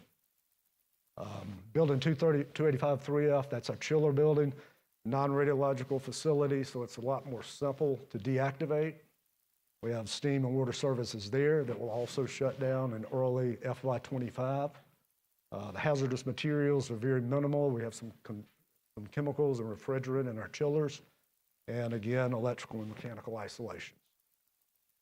Building 772F, we do have personnel housed in that building, so we can't take our conditioned air down or our water at this time.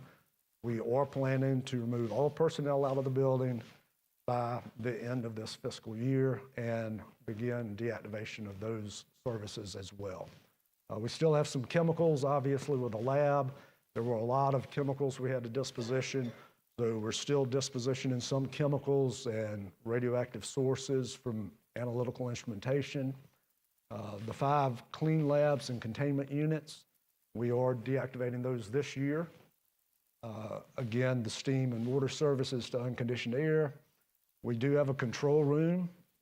This year, we're doing a remote monitoring project where we are installing wireless transmitters that will allow us to monitor certain parameters from anywhere on site.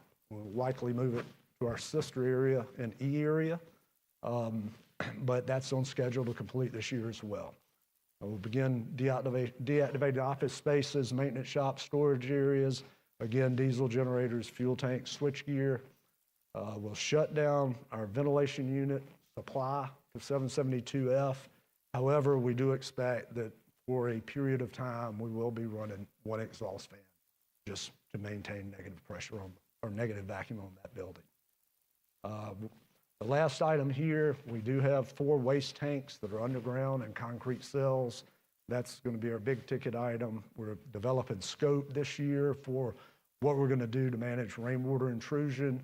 That's a problem we found in numerous deactivated facilities that inevitably you're going to get rainwater in and you have to manage it.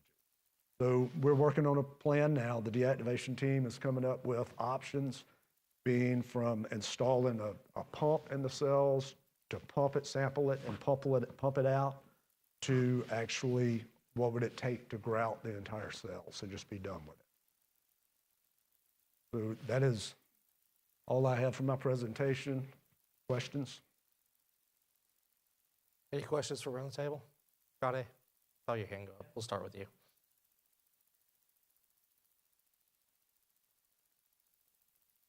Well, that won't get it on the minutes, so we need to actually turn it on. Thank you.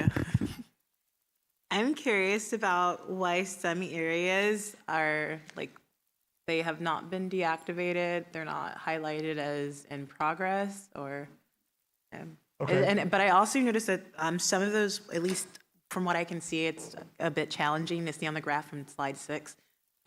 Okay, on the bottom so- graph. I know that some areas are completely out of service. Yes. But I could see that for the bottom portion, but I couldn't really see it for the other areas. Okay, so just to kind of walk you through here, on the top, on the outer perimeter of the diagram, those are actually office spaces that we have personnel housed in. So we're not deactivating those until after we get the people out of the building.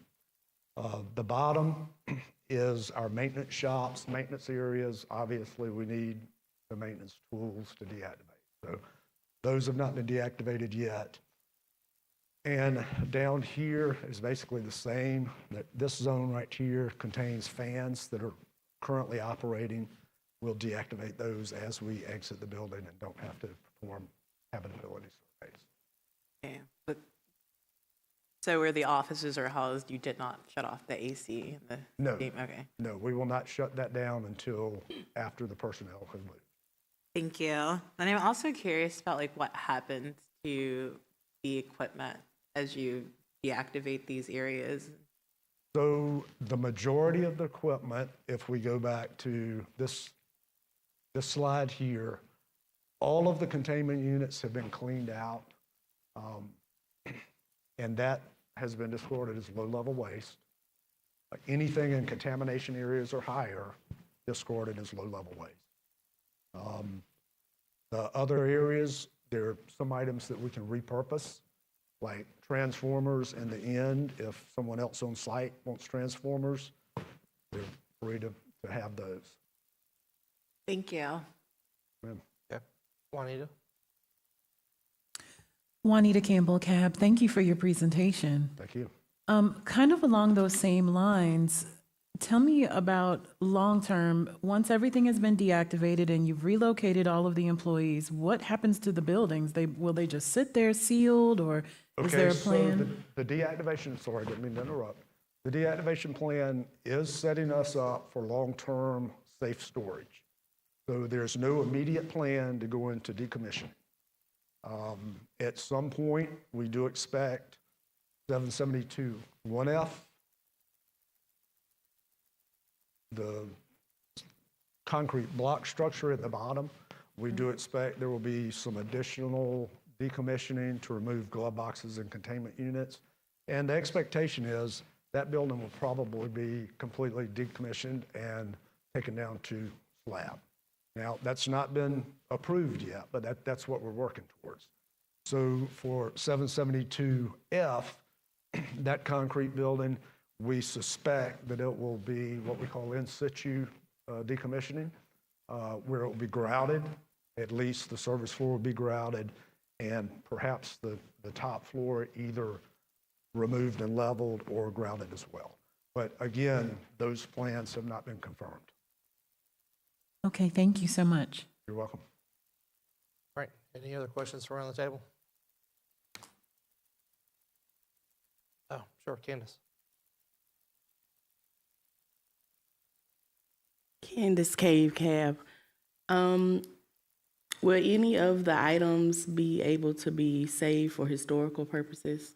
So for the radiological items, they will not. There's no way to clear those out of the contamination areas, and those would be the only items, nothing in offices is going to be preserved. Signage or anything like that? So, no. How many people are housed in these buildings that are being deactivated? So right now, we have probably around 50.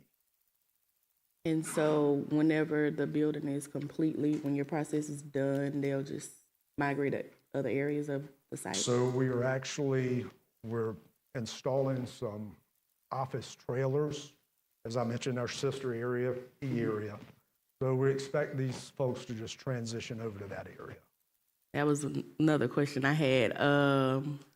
Is there a precedent to reactivate a building or a structure after it started this? No, once we So get we to just that moved to point, mobiles. it's too far gone. Okay. It wouldn't be financially. Gotcha. Thank you. We'll swing around the other side. Greg. Thank you. Thanks, Trey, for the presentation. Sure. Greg Murray, CAB. I don't know if you were present yesterday. We had a discussion about a long-term plan for D&Ding the rest of the building. And I don't know if this is what you do full-time is D&D stuff, and you have other things that you do, or all you think about is D&D. But regardless, do you have any thoughts about a long-term plan and what it would take to put something like that in place? So technically, I am EM Ops and not the D&D group. So that would be handed off to area compliance and environmental compliance, AC and ECP. So it would be a different organization, but I can defer that to Jack because he came from that organization. I'm sorry. Yeah, thank you. He's turning it on. We probably took him by surprise by phoning a friend so quickly. Anyway, I'll talk loudly, but. No, I actually need you in the microphone. We have people online that need to hear. And Okay. for the minutes. Thank you. Is this okay? Yep, that's going to be great. All right. It's EC and ACP does keep a long-term plan for decommissioning buildings that are in the queue, that have actually been shut down or in deactivation or in long-term safe storage. As far as this building, the FH Laboratory Complex, I don't know exactly where it stands in the queue, so I don't have an answer for you. Other than I know the organization does track it. They do as funding becomes available, as it's made available by the Department of Energy, they'll go after the buildings as funding permits. So. Okay, thank you. You're welcome. All right, any other questions from around the table? Dana? Great, thank you.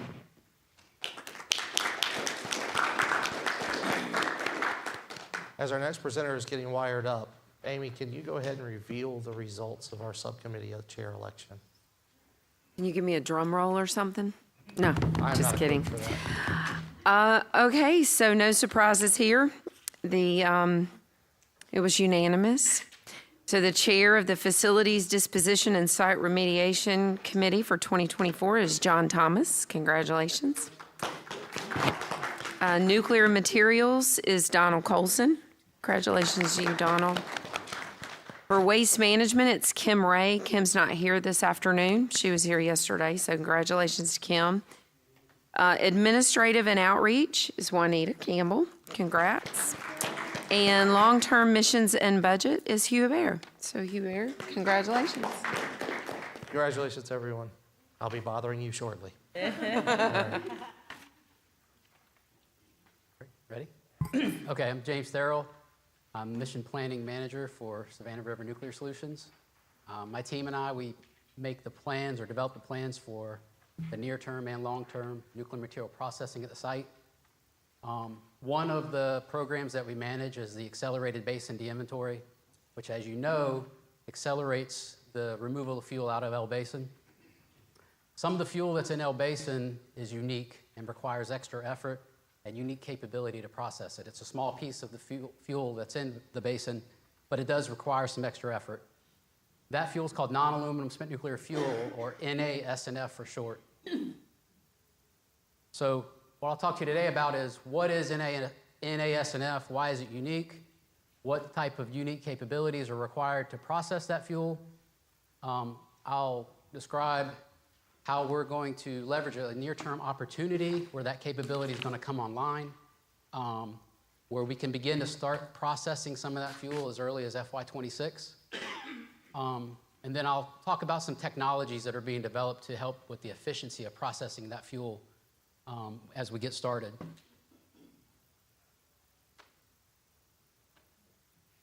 Okay, so to understand what NASNF is, you really have to understand what nuclear fuel cladding is. So fuel cladding, very simply, is the protective barrier for the fuel when it's in the reactor.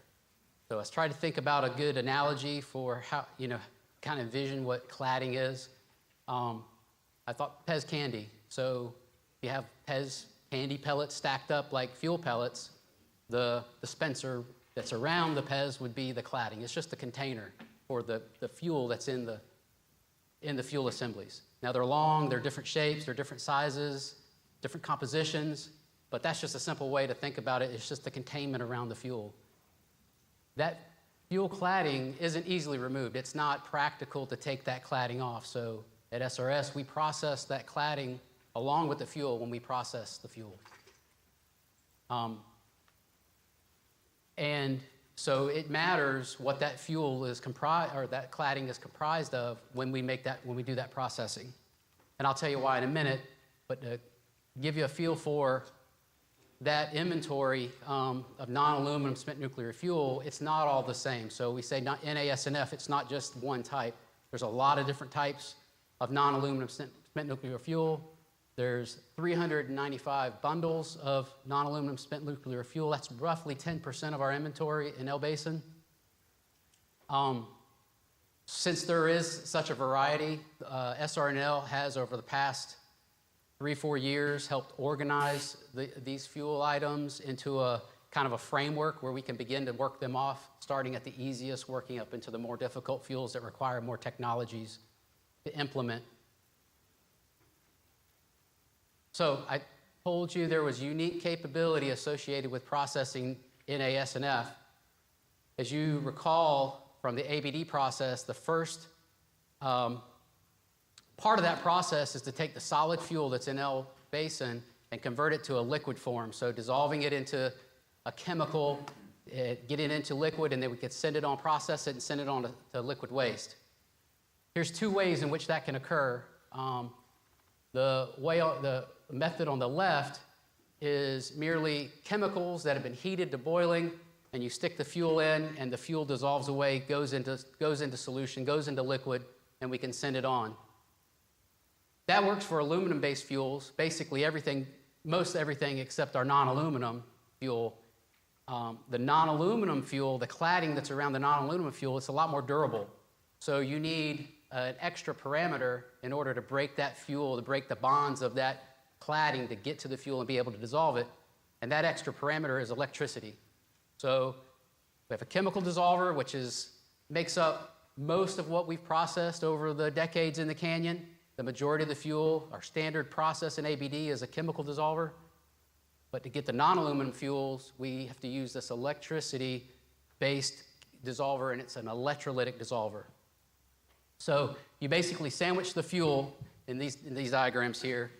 That's the fuel going down into to be dissolved. Here you can see the fuel is sandwiched between 2 electrodes, a positive and a negative, and you send a low voltage, localized electrical current across that fuel bundle, and it begins to break the bonds down of that cladding, that non-aluminum cladding, allows you to dissolve, get inside and to start dissolving the fuel away.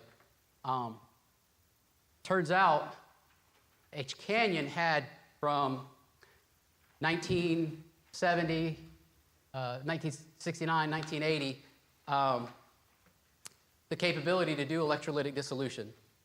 And we processed some non-aluminum fuels, very similar to what we want to process out of El Basin today. That mission was suspended back in the 80s, early 80s, and that equipment aged.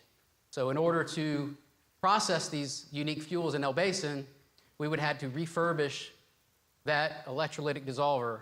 And it's quite a machine. It's fairly complex. I've got some pictures down here. You can study those pictures. I won't go into great detail, but it's very complex and it's unique. It's a one-of-a-kind piece of equipment. It's the only place that can do this type of work. So it would be very costly. It cost the taxpayers a good chunk of money to get that refurbished. Recently, the Fast Critical Assembly mission, the FCA mission, has come along, and that's a non-aluminum clad plutonium from Japan. And so that project has conveniently funded the refurbishment of the electrolytic capability in H Canyon.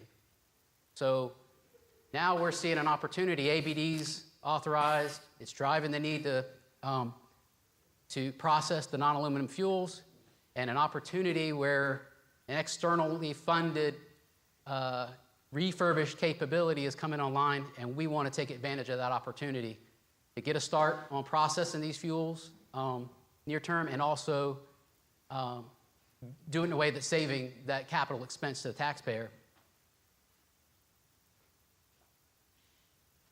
So I mentioned the non-aluminum fuels are part of the ABD system. I'm not going to go into detail, but this is, you've heard this story coming from El Basin through the canyon into liquid waste.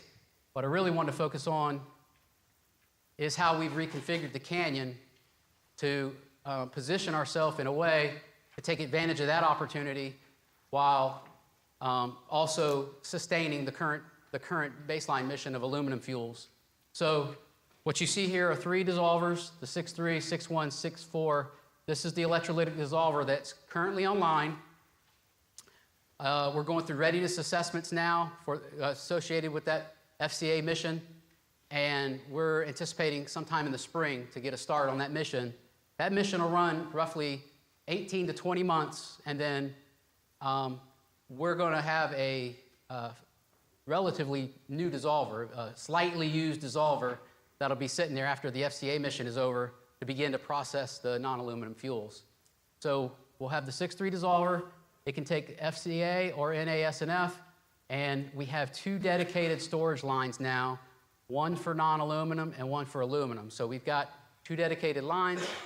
The facility is now set up to support, like I said, the baseline aluminum process operation, or aluminum clad operations, and then FCA and eventually non-aluminum. So as part of the prep, we have a lot of lessons learned from past operations.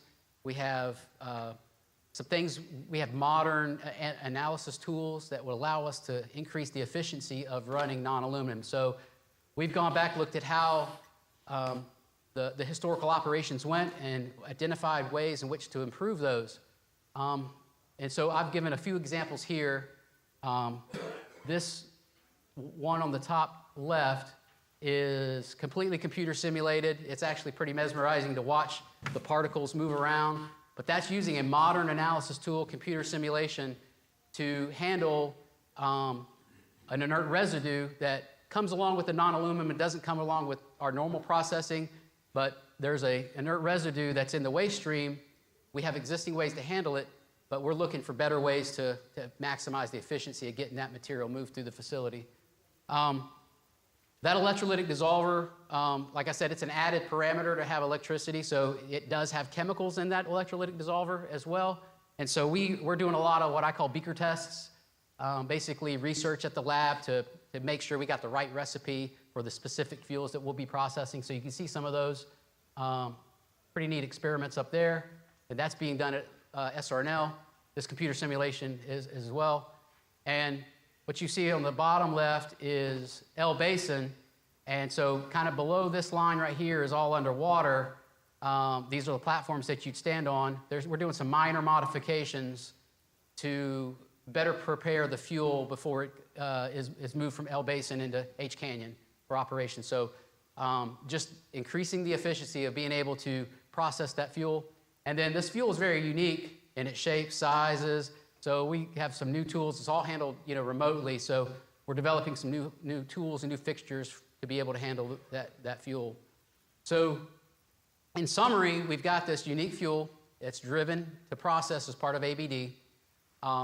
We have this very timely opportunity coming up that will have the capability, that unique capability after FCA mission is over, to use that refurbished equipment to be able to start processing that fuel.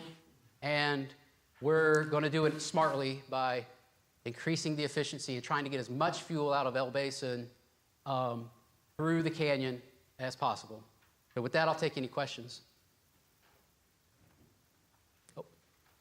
Any questions? Juanita, we'll start with you.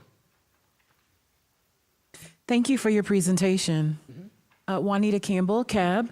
My question is, help me understand how the fuel becomes solidified to begin with. Okay, so the fuel, there's a variety of different fuels depending on what reactor that fuel is supported back in either the 50s or 60s, 70s, 80s. So it really depends on the reactor design. But one way would be to take a powder, uranium type powder, press it into almost like a pill form, like a pellet, and then stick it down into little tubes of the cladding. And then that goes into an assembly, and then that would go into the reactor. So it's solid to begin when it's just in a powder, or there's some other reactor designs that are very unique. But that's a very simple way to describe a generic type fuel that would go in a reactor. Okay, that's helpful because, most common people or average people would say fuel, like gas or, like jet fuel. Like, what are we talking about here? No, I completely understand that that comment. All the fuel in El Basin is in a solid form that's then we dissolve it just like you would stick sugar in water. It dissolves out. That's how we get it into liquid. Thank you. We'll cut across to John. John Thomas, CAD. Thank you for the presentation. I have an easy question on the cladding. Did you say that was a protective layer for the fuel that's in the reactor? When it was in its original reactor. So these fuels came from research reactors over the years. They were received on site for safe storage. They're safe and stable now. And but that was, when I say reactor, that was pre-storage in El Basin. That was its historical use. Okay, Yep. good. Thank you. All right. And then we'll come around to Sade. Hello, James. Hey. Thank you for your presentation. Sade Shofadia, CAB. I'm just curious about how were you able to dissolve the NF between 1980 and currently stated that you weren't able, found that the 6.3D dissolver process fuel wasn't readily dissolved. Right. What happened between that time? I know that there's a new equipment that's coming for use in 2026. Yeah, so in 1980, the mission stopped for running the non-aluminum fuel. So we just didn't run any more non-aluminum fuel. At that time, the focus was on recovering uranium. This process isn't efficient for recovering uranium. So, just mission changes during that time. We just didn't process non-aluminum. So there was no processing of non-aluminum fuel from 1980 until when we plan on doing it here in the near-term future. well, actually starting with FCA because that is a non-aluminum based fuel. So yeah, and then in FY26, totally separate program with FCA, refurbishing our electrolytic dissolver capability to process a totally separate program's worth of fuel.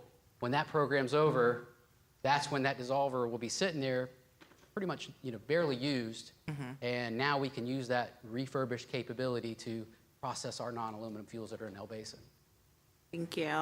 And I'm also curious, can you please describe the process for readiness assessment? Sure.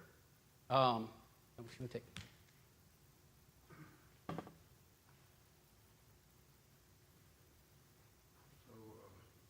Hi, I'm Kurt Gardner, Nuclear Materials. DOE has a very deliberate method for starting up our equipment. We end up having, in this particular case, the facility is going to do a self-assessment where they identify their processes, their equipment, their procedures, to see how they're working. Once they've satisfied themselves that they know what they're doing, that they have those things in place to safely do the work, then they get essentially an internal outside organization to come in and do a readiness assessment. They'll proceed to go ahead and review with independent people the fact whether or not they can safely process the equipment. And then the Department of Energy will come in after that and conduct another review to make sure that we concur with their conclusions. So it's fairly elaborate, and we do cover people, equipment, processes, the whole 9 yards. Thank you. Okay. And Charles. Charles Hilton, Cab. My slide pack doesn't seem to be the same as yours, so you had a slide up there in the early part of the presentation that showed that, you can process this, that, and the other, but there appeared to be some that you couldn't process with either the electrolytic dissolver or the traditional chemical dissolver. How much is going to be left when y'all get through both lines? So you were correct. There are some fuels that aren't compatible with the dissolver as is. And so by doing that organization, we know we can start with a set of fuel that is compatible with the dissolver following FCA while we work on the technologies that will modify our processes to allow us to process those harder fuels. So our plan is to work on the technologies and develop the things that are necessary to get to those harder fuels. Do you see that the existing equipment with modifications will be able to handle 100% of the fuel rods in El Basin? Of course, that's also if funding comes down from Congress. There are alternative technologies being worked even outside of electrolysis that could potentially handle those fuels. We also know if we have, with any technology development, there's always, an R&D, a risk that we may need to pivot to an alternative disposition strategy. So things like dry cast storage, other post-Canyon type disposition strategies if we need to go there. But our goal is to work on the technologies to aim at processing all the way through those 5 categories. Okay. You want the end goal of the accelerated basin de-inventory, whatever we call it, is to get rid of everything. Am I hearing that at some point in time in the reasonable future that will be accomplished? Or are we going to have to develop total new technology to get rid of some of these rods? Yeah, so Charles, there's really 2 separate questions. One, the goal of the acceleration basin de-inventory is to minimize the amount of fuel that's left in El Basin at the point where we can't operate H Canyon anymore because of whatever reason. material failure in H Canyon, funding, liquid waste program finishes, and we have nowhere to send the waste. So to save the taxpayers money, what we want to do is operate as fast as we can, reduce the inventory in El Basin as low as we can get it. That will leave room to continue bringing in material from places like Oak Ridge, where they run the HIFER reactor, and not upset those programs while we work on whatever the follow-on is going to be to H Canyon, which is still in discussion. So to be clear, the completely empty El Basin would be a huge, huge challenge. We can't guarantee that. We're going to give it a shot, but the goal is to reduce the inventory as much as we can while the canyon is available. Now, on the non-aluminum spent fuel, as James's one of his first slides here showed, there's 5 different categories. For some of the material, we don't have a proven flow sheet yet, and the lab helps us develop all those for all our processes. So the lab is working on that for the fuel that's problematic. So we got 2 different issues with this, besides hey, can we do this fast enough to empty El Basin, in the time we have, we got the second problem of we don't have a flow sheet yet for some of this material. The lab is working hard to develop those. Okay. But I mean, we're going to go a lot faster than we did before. We were operating at 5-6 dissolutions per year, and we're ramping up to do 18 a year. So we are going to get the inventory way down in El Basin. I just can't guarantee we'll get it absolutely empty in the time that we have. We're going to change gears and go somewhere else. Thank you. That's the slide, one of them I was looking for. I've always understood in H Canyon, you've got a hot side, you've got the center control side, and you've got a warm side, cold side, whatever you call the other side. Correct. From this slide, is this telling me you're going to start up both sides of it now? Because I understand only one side of the thing runs. So this does not denote hot or warm side, but you are correct.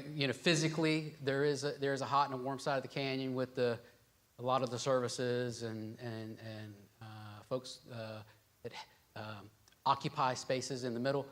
This is merely showing we have a non-aluminum line and an aluminum line, and it could be those tanks in the top line could be some in hot, some in warm. It's just the pathway that it snakes through.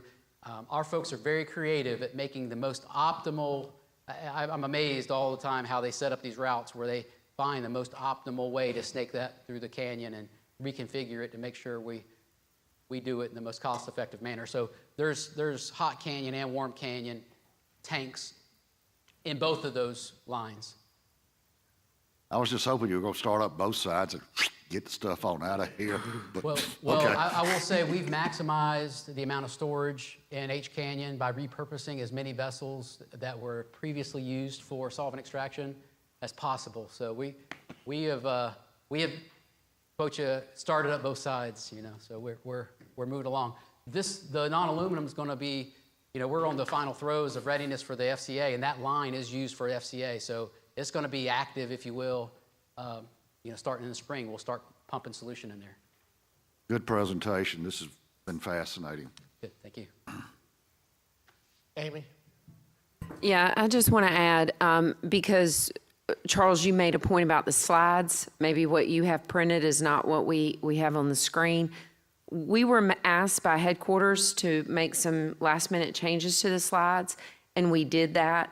So we may have a configuration control issue. We're going to work that out, and we'll make sure that the correct slides are provided. If it's not the handout, I mean, we've been kind of trying to figure out where the difference might have been, but I don't want the people who are watching online to think that we handed out something different than what's being shown on the screen. So that was definitely not our intention, and I want to make sure that we get that clarified for the record, and we'll be sure to get the correct slides to the people who need them. So thanks, James. Any other questions from the table? Sorry, it was just a comment. I have that slide. I believe it's here.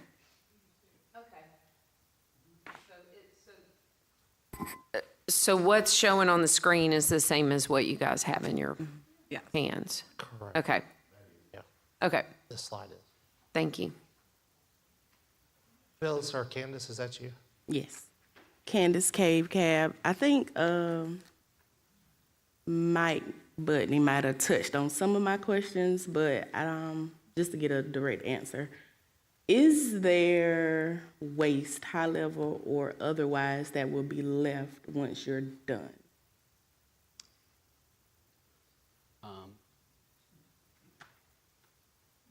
Waste. So Waste is the wrong term, Okay. Candace, for this. So everything that James is talking about processing, all the material gets processed, it Waste. all goes to, it's spent nuclear fuel, so that's not classified as waste, but by the time it gets done processing, it all goes to the Defense Waste Processing Facility and gets turned into glass. So if the stuff he's processing, nothing's left behind. It all goes over and gets made into glass. Okay, that Will there be was- spent nuclear fuel left when the canyon can't operate anymore? Yet to be seen. Okay, that was my other question. What happens to it? Okay, so, and will the glass be stored on site forever? Or is it gonna go somewhere else eventually? $1 question. The plan is to send it to the National Geological Repository whenever one should appear. Okay, thank you. Hi, it's me again. So does that include the fuel cladding as well? That will break down into glass as well? So that's actually a complicated question. Some of the, like with aluminum fuels, when we dissolve the cladding, it all goes into solution. The cladding and the fuel goes down the header to the tank farm. Now, not all of the cladding, it's just aluminum, so it doesn't all end up in the sludge. Right. But that would go into glass, so that goes into the other waste streams. But the non-aluminum, it's very unique, and I showed that one slide with the particles down in the bottom of that vessel. What that is that's actually the residue from the cladding, where that cladding has been broken down by the electricity and it's fallen. It's an inert material. It's fallen down to the bottom. And so we plan on dispositioning that a separate waste stream than going through the high-level waste system. So that's just a little nuance, but for the most part, it all travels down and gets processed in the normal liquid waste system is our normal process. Okay, thank you. Anything else from around the table? James, thank you. Appreciate it.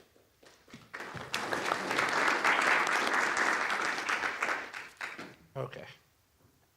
I just looked a few minutes ago to see if we had anybody signed up for public comment. I didn't see any names, but I want to offer the opportunity anyway. Would anyone like to make a public comment?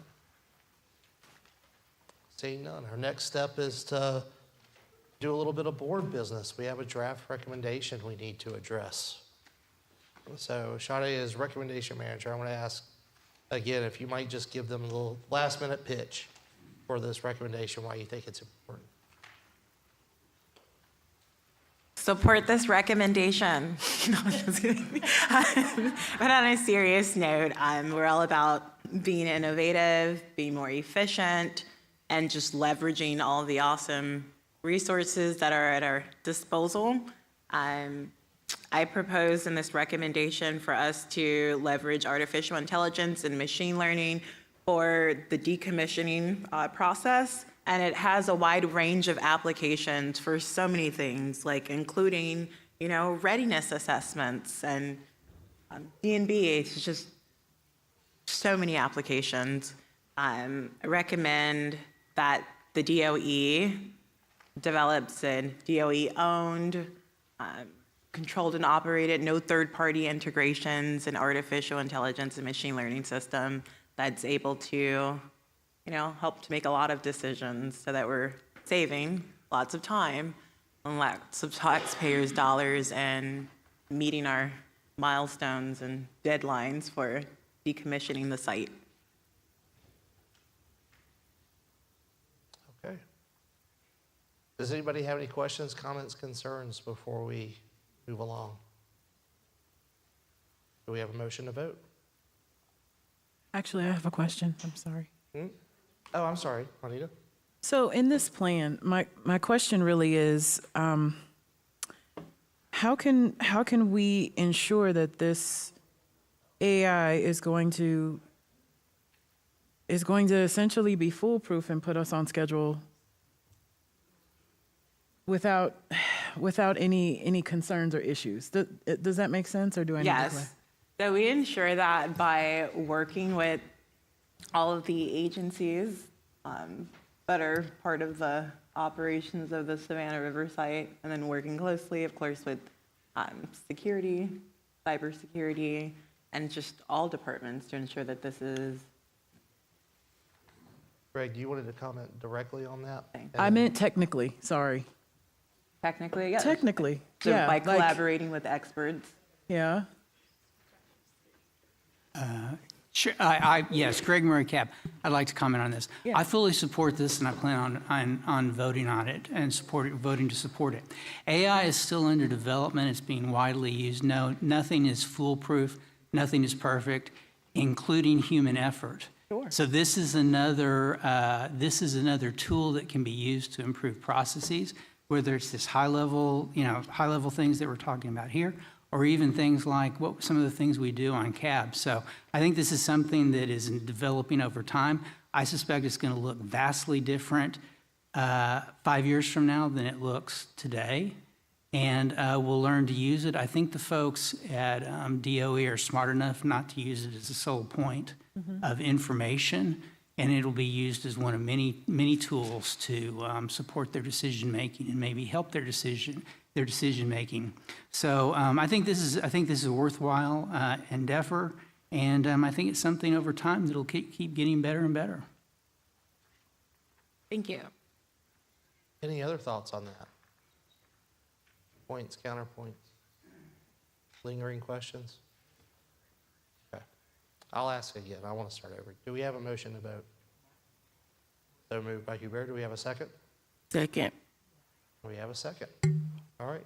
Heather, let us know when you're ready for everybody to vote with their clickers that we just replaced the batteries with name brand batteries.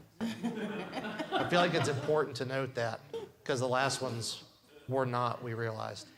So 1 or green will be yay, number 2 will be nay, and then number 3 will be abstain.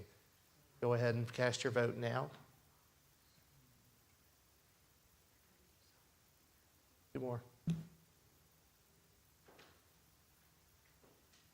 Could be 1 more. I think Carlos is. 6, 7, 12, 13. 1 person hasn't pushed their button yet. Push it 1 more time for me, just in case. Just everybody do it.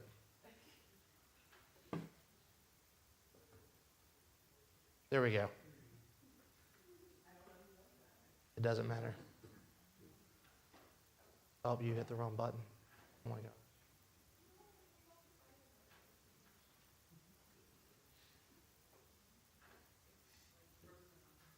There it went. 69% yay. The motion passes. So this will be the first 2024 recommendation of the Citizens Advisory Board. Congratulations, everyone. Yay, thank you. 1 more piece of business before we ask Greg to gavel out. I think we have some things to give away. Amy and Mike? I have to say the most exciting part of my day has been getting this microphone on. I wasn't sure how that was going to go down there for a second, but we got that done. Yep. So we do have several of our CAB members, as you guys heard yesterday, that are going to be leaving us after 6-year terms. It's hard to say goodbye. We tried to do some of that yesterday. And it does get emotional. You realize what good working relationships you've established with these folks. You know, Greg, you mentioned, I think, or maybe Charles, that it was Mike's, he'd only been here just a couple of weeks. So had I. So I came into this position right before he came into his position. And so we've worked with you guys.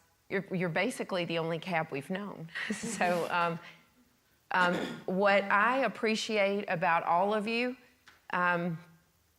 is how well you've worked with us and how professional you've been. And what I appreciate most is the trust you've put in me. When I didn't know the answers to some of your questions, you never assumed that we were trying to hide anything, or you guys always just put an immense amount of trust in us, and I appreciate that. And we had some fine fried bologna in Paducah together, and I'll not soon forget that. Who knew you could have gourmet fried bologna? It is a thing. So with that, you want to start? Yeah, so we'll start if Bobby Williams could join us up here so we can get your picture made, as I think they say here, right? I think Picture made? taken, or I don't know if we make it or take it. I'm going to read this certificate because Mike doesn't have his glasses. We have to move to the left, according to. Okay. All right. We'll get Bobby right in the middle between us. Yeah.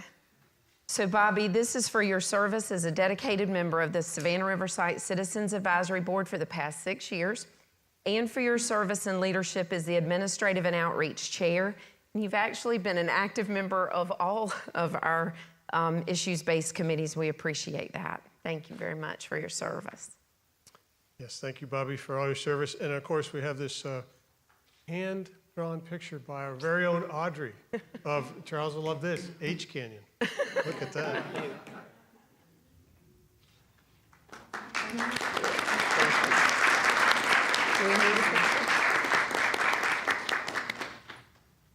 Thank you. All right, thanks. Thank you, Bobby. Thanks, Bobby. We will miss you. Thanks very much. Oh, I got to grab the other one without losing the microphone. All right, Charles.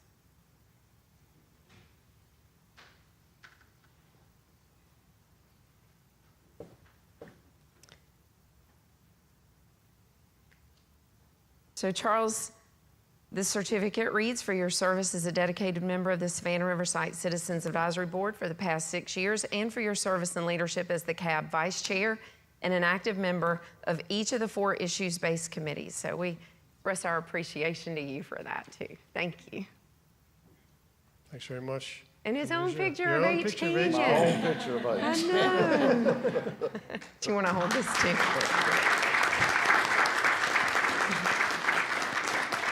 All right. Thanks, Charles. Thank you. And last but not least, Greg, come on down.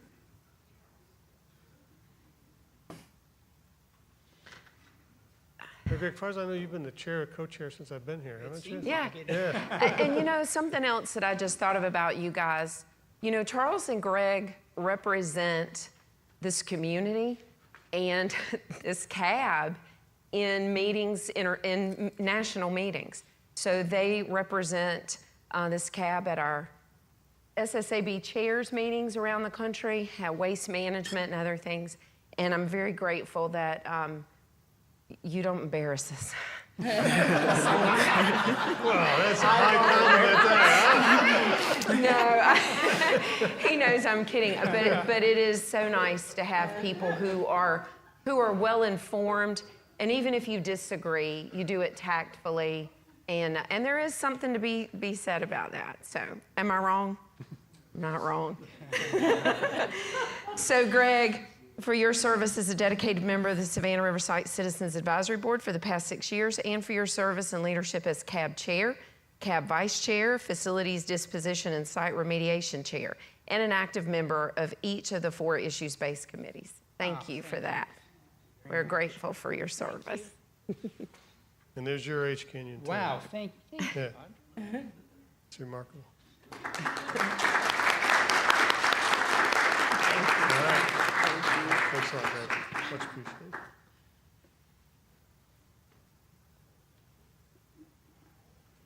I'm going to do something that Heather hates, and that's actually point her out.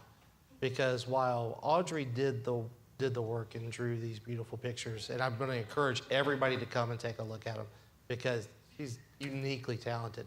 Heather is the one who about 2 weeks ago has said we need to do more than what we're doing. That these folks mean a lot to us, and she was the one who had the idea and asked Audrey, can you do this for us? Can you help them out? And Audrey, of course, she's wonderful and said, absolutely, I'll do it. She knocked it out in like 24 hours, and we were like, wow. But, you know, Heather's incredibly thoughtful, and I don't want y'all walking away without knowing that. She's one of the most thoughtful people I know. Thank you, Heather.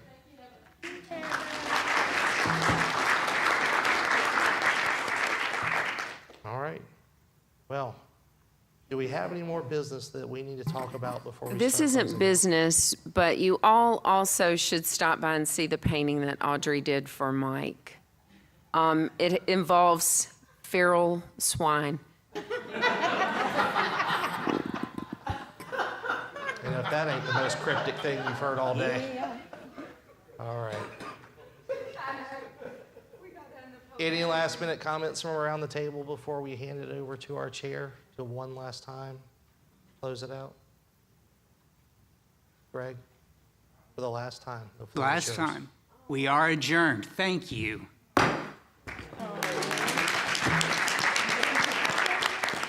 We invite everybody to our March meeting where Phyllis and Candace will take the hot seats.